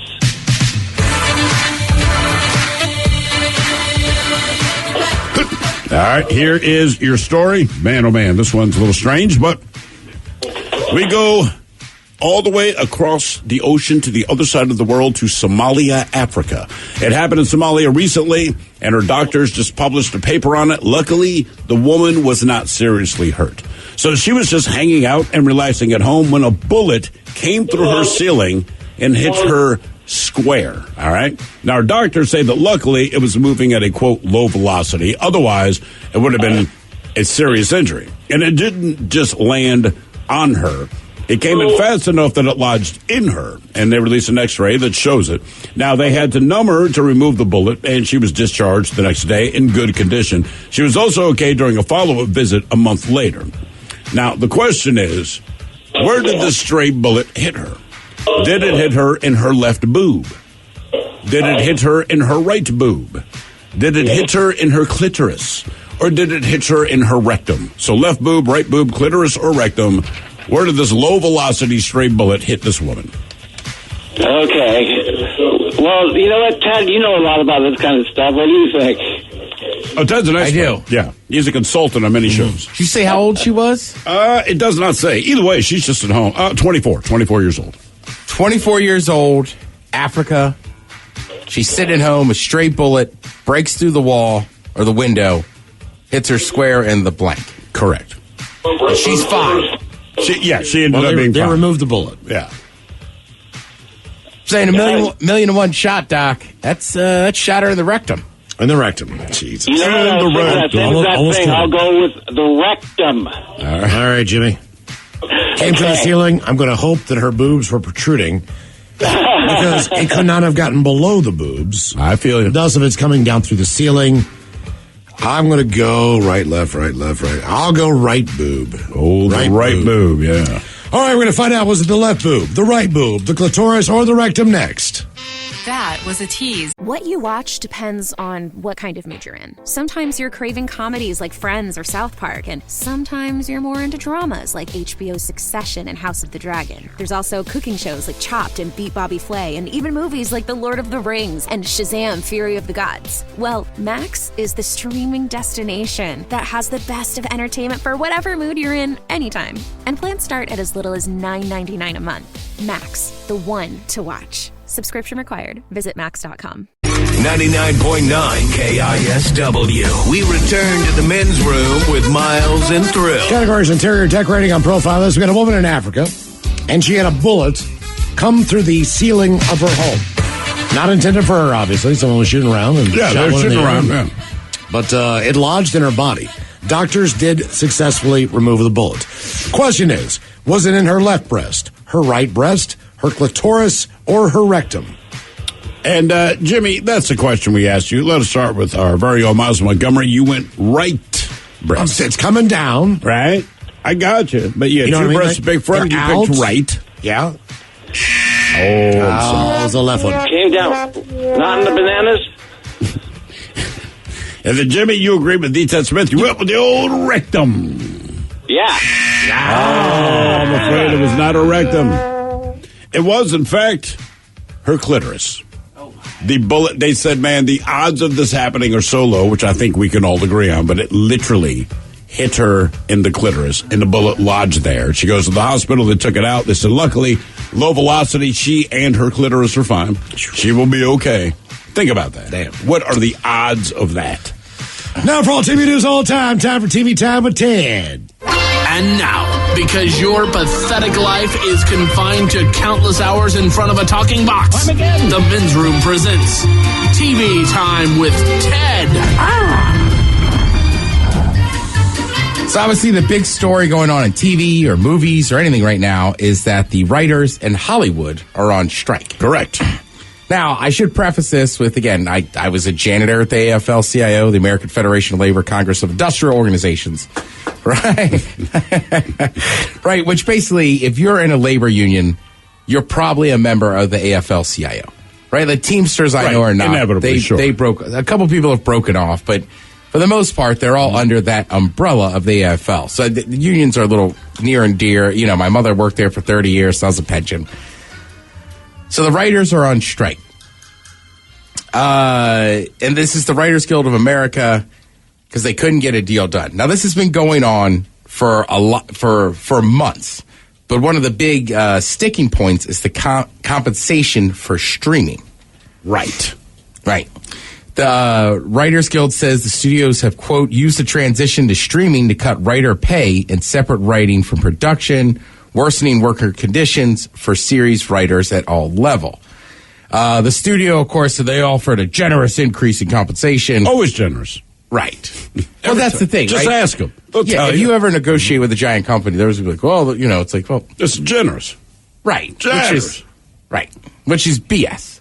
Yeah, the other we thing know. too is like I was talking with Veggie Dog earlier, and he had read an article and he was saying that, you know, when streaming stuff started, like the last contract they struck or had a strike with was 2017. Yeah. 2017 or 2007?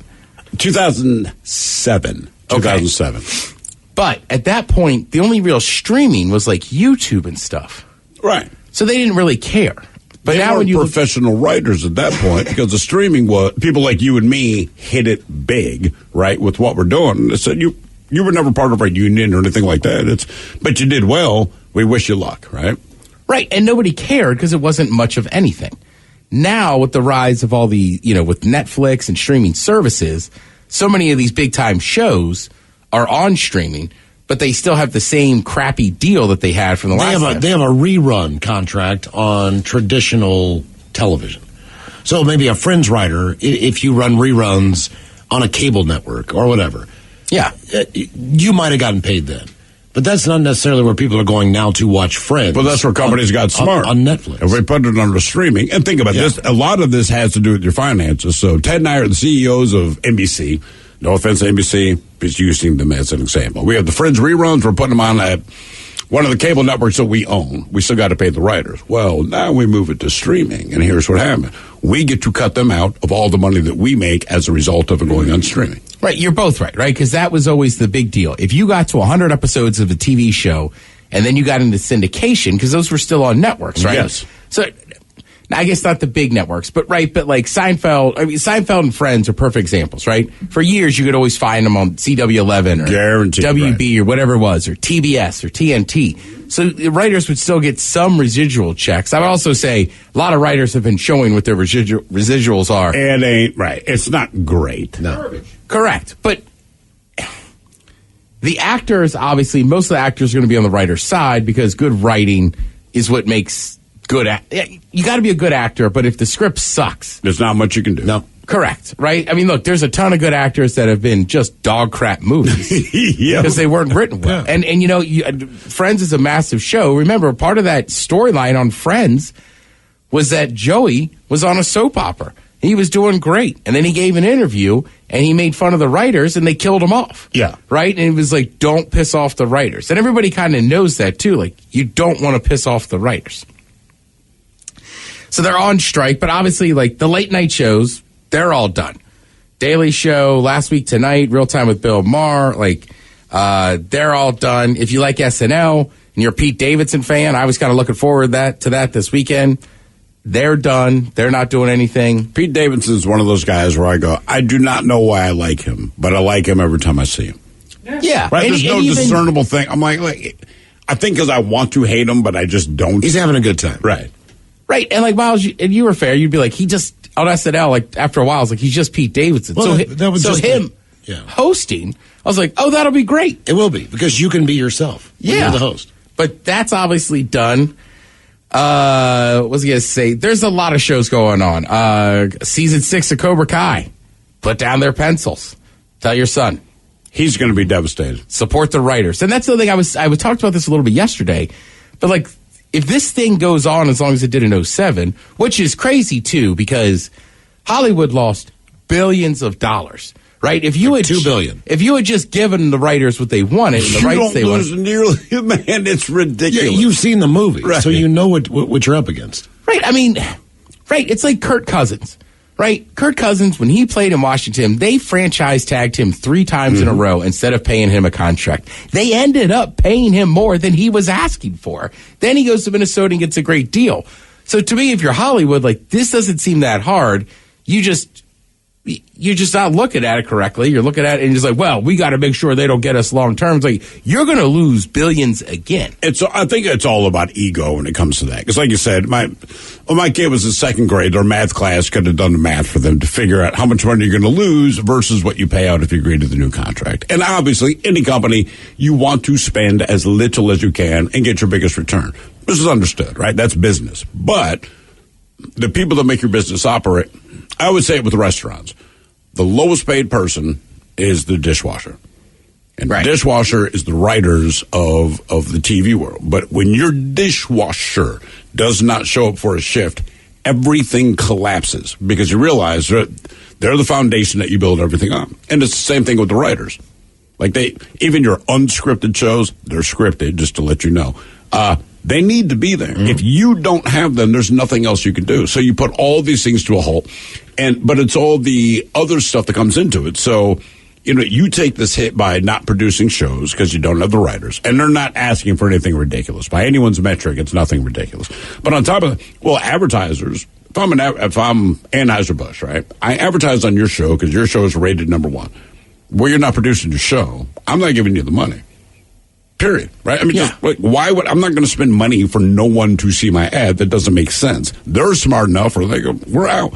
And writers on TV shows and movies are a little bit different than almost every other. Because look, in this day and age, in the giant corporate world we work in, a lot of stuff what you see is you have what they call consultants, right? They come in, or you have experts on how the people should do their job and stuff that they've never done. Right? Exactly. They've never done it. Right? Like, they could tell you how to do it and stuff. Writers are a little bit different because you would never hire a TV critic to write a TV show. No, you would not. You wouldn't hire a consultant in this and that. And that's what they're trying to do. They're also trying to make the writer room smaller, like I talked about yesterday. And it's like, well, right. Like, Mike can be the head writer. But at some point, you're going to need Miles in that room, too. Even if Miles just goes, hey, change that one line. I'm funny, dude. Change that one line in this or whatever. But that's why writers are like, we need a room of writers. This is why it's been a minute. It's a creative process. That's the whole thing, man. That's why it's been a minute since I've written one of Ted's jokes. Yeah. I know. Mike went on strike about 2 weeks ago. I did, man. He didn't even let me He was know. ahead of the game. Well, the whole thing about a writer's room is you got a bunch of people going in there and being creative and coming up with brainstorming ideas and working as a team. That's the biggest problem with the pandemic, was the fact that, you're on a Zoom call. It's hard to do that when you don't have human interaction. They were in there doing that, entertaining people through all that, too. So, even think about that. Like, they worked through all this so that you still would have something to watch. Right, and Hollywood did shut down for a little bit with the pandemic. But yeah, I just hope for the writers and everything else they get that done pretty quickly. I forgot that Conan, when he was doing his show, there was times, and Conan again, who became a writer, there was times he just spun his wedding ring on the desk. He was like, let's time it out. Yep. Yeah. Right? Because I think at a certain point they tried to be like, hey, you got to go back on the air. So we'll see what happens. If it's gotten to this point, it's probably going to take a few months or whatever. Sure. But I would also... Do you think months, really? It'll be months. You think so? I'm actually... And look, this we is where can the put a dollar standoff really happens. I would say weeks. And I always say this, 'cause you can have the standoff, but Hollywood loses. I mean, it's inevitable. That weeks turns into months really quickly, man. No, you're not wrong. Guys, you are not wrong. I'm just saying, like, it's like watching the movie Titanic. You can enjoy the love story, but as far as what happens to the boat, we already know. Right. So we know you're going to give them something, and I know you want people to budge, but why don't you just... What you're willing to budge on, just do it up front. Man, the writers are not asking for anything extraordinary. They're saying, hey... And they can go now find that more work. You're making money off of and the streaming thing is a real sticking. That's a real sticking it's point. Not, Sure. it's not so much what we do; it's that what we've done. You've put on streaming, and if that's you know what, it's like an artist that goes, man, if you're going to use my music, either in a TV commercial, if you're a politician as your entrance music, all that kind of crap. We just want ours. That's basically what they're saying. Also, back to the pandemic again, sorry. But as far as TV and movies go, movies have a script. It's already written. Yes. You're going in there and you're looking at a script, you're reading your character. It's already been written. Yeah. And the writers get credit for that. They get paid for that. But the movie industry has not been generating any money as far as going to the box office in years. So TV has made a lot more money than they had because they lost that competition. People aren't going to the movies on Friday and Saturday night like that's why I can go to HBO and go. Well, that's why you only have superhero movies right now. Yep, because people go to see them on the big screen, and that's it. Pretty much. But people have migrated to television more so than ever now because that is their source of entertainment, and these guys are the writers behind it. So they kind of need to do it just based on the fairness of it and the fact that look, man, people are watching. You don't want to give that up. But I think one of the things that will help. That's just not how. It's just. Look, I hope I am completely wrong, but they're not going to do it. You got to they've been negotiating for about 5 months already. Mm-hmm. So when you get to the point, that's the other thing too. That I know there's for whatever reason over the years it has become people always want to S on unions and stuff. But you got to understand, by the time you've hit that picket line, you've already been negotiating. You've already given up stuff and been you might be getting screwed, but you made concessions. Don't screw me over so bad. And we didn't. So now we're at this point where we got to sit out there and pick it. I do believe that's this. the tough part. I agree with everyone. The one thing I do believe to be true, just my opinion, I don't think any company cares about, and it should be money, right? Sure. Once your advertisers stop advertising because you can't put out a new product, once you hit these networks and they're streaming and all that, that's when it changes. Right. The faster the advertisers say, great, do what you got to do, negotiate, be hardcore, do what you got to do, but I'm not spending a dime because I don't want no one to see an ad that I already spent money on. Yes. That's when things change, man. And like you said, there's a reason they lost $2 billion, and it has to do with advertising. Yeah, so once the advertisers pull out, man, the game's over. Can't charge. I doubt they charge the same rate for. You know what I mean? Nope. For instance, tonight is the series finale of the Goldbergs. Yeah, I'd have to imagine the rates because it's the series finale are much higher.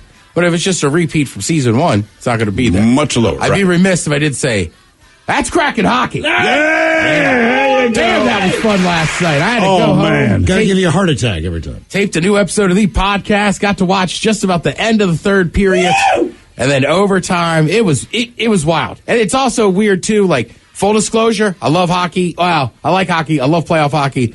Still not positive with the hell iciness sometimes. I was like, that's not us. Even sometimes offsides. I get confused between the two. Yeah, well, offsides I can fathom. And then also, credit to that dude from Dallas. Grubauer, I'm only giving him 2 goals. The other 2 goals, that dude's using his stick like a baseball bat. He did, man. He swatted them in. Yep. That's hard to stop. I'm happy for him. I'm also glad he didn't get the full storybook ending. Yeah, you got 4 goals, brother. No one can do that. I also, but you lost. Look, I have no beef with the Dallas Stars, but overall, as a sports fan, F Dallas. No. F them. You know what I mean? Your hockey team off your football team's logo. How lame are you? Yeah. Thank you, Ted. We appreciate it. You're listening to The Men's Room. The Men's Room returns with Miles and Thrill. Now, let's see what's happening in the real world. Here we go. A woman sells $11,000 in human body parts to some weird-looking dude online. Meanwhile, a beer truck crashes into a bridge. Fortunately, it's a beer that you would decline. Snake in Virginia makes commuters' lives a living hell. Town uses COVID money to honor cartoon characters who live in their shell. And a golfer takes a 17 on hole number 6. 17 swings. It's time for your headlines. Now, it's time to hit the head. A lot of swings. Lines. Here's my cock. All right, we go to Virginia, where authorities found a vandal. They started investigating the area after reports came in that a local traffic signal had been disabled, stalling traffic in the area. The investigation did not take long as they looked into the electrical box for the signal to find an adult eastern rat snake that had slithered its way inside. Nice. The reptile had climbed into the box, likely in search of a bird's nest, and tripped a few wires, causing the outage. It was safely removed without incident. Where was this? This was in Virginia. All right, now that's up. A lot of rat snakes in Virginia? Rattlesnakes? Rat snakes. Rat snakes, yeah. They're big in Maryland, too. There was that story of those people in the house, and they found, like, dozens of them. God. Yeah. All we have out here is garter snakes. Yeah, that's why I like Western Washington. Yeah. There's no venomous creatures west of the Cascades, if I'm not mistaken. You ain't met Sheila. Like, something I always heard. Now deal with I don't this know if it's Wolverine. factual. It might not be factual, but yeah, but we're going to roll with it. Like the worst that we might have is a black widow. You know where you never find a rat snake? Where's that, Ted? Oh, New York City. Oh, Hey! we wouldn't let a rat in here. Jimmy the rat. Jimmy the rat. Right? Snake. Right? He's one of them rat snakes. Oh, God.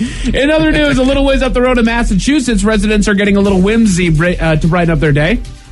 As a part of their plan to distribute $4 million from the American Rescue Plan from the COVID-19 stimulus package, they're allocating $20,000 to change 4 manhole covers in the area along Main Street to resemble the Teenage Mutant Ninja Turtles. Nice. The idea stemmed from the fact that the comic series was created in that area.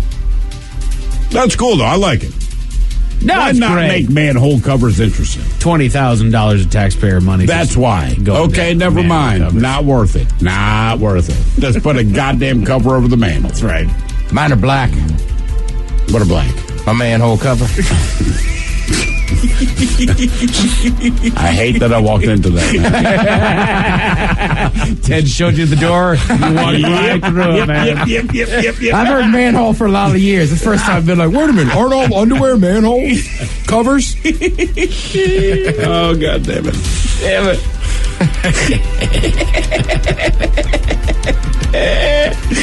Woo! We go to Arkansas where a woman has been arrested for selling goods that were not hers. She works at a local medical school in the mortuary and was discovered to have communicated with someone that she met on Facebook about the sale and transportation of several body parts from cadavers that were to be cremated and returned while in her care. That's weird. The investigation found that she had sold the buyer everything ranging from brains, lungs, hearts, and even skin pieces, raking in more than $10,000 for her efforts. She's been arrested and faces trial. That's gross. I mean, yeah, you know. Look, I worked there. You know, like, really? You want body parts? What she did was wrong. I'm not giving her any kind of a pass. Who in the world is buying that? I think that's more of the question. Who's Buffalo Bill that you're selling all this to? I feel what she did is wrong. I don't think anyone would argue that. Sure. But when motivation is money, people do stupid things. Correct. Right. We've known this from the history. Why do you want brains, hearts, lungs? That's the question. Like, wait, did you not say to yourself, why does this person want the... I'm making money. Selling drugs, prostitution, selling body parts, robbing a bank, robbing a casino.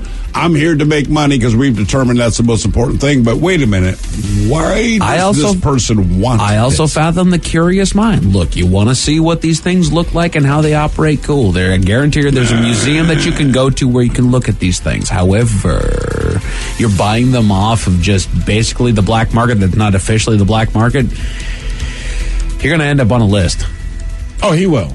Oh, yeah. Oh, yeah, he will. But that's it for your headlines. With that, Mike Hawk is out. Thank you, sir. We'll see you next time for a Big Dummy. The head chef is back with Ted's Meat and Potatoes. The lovely Taryn Daly is up next. Yes, indeed. It's all true. But in the meantime, well, we be all about this bitch for 180 seconds or so. So until then, please do what you do best. And for Aletha's sake, stay beautiful. The Men's Room has been taped before a live studio audience. Wardrobe and makeup provided by Mantastic Limited. This has been a presentation of the Men's Room Radio Network.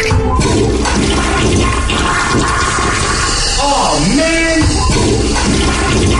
A Double Flush production.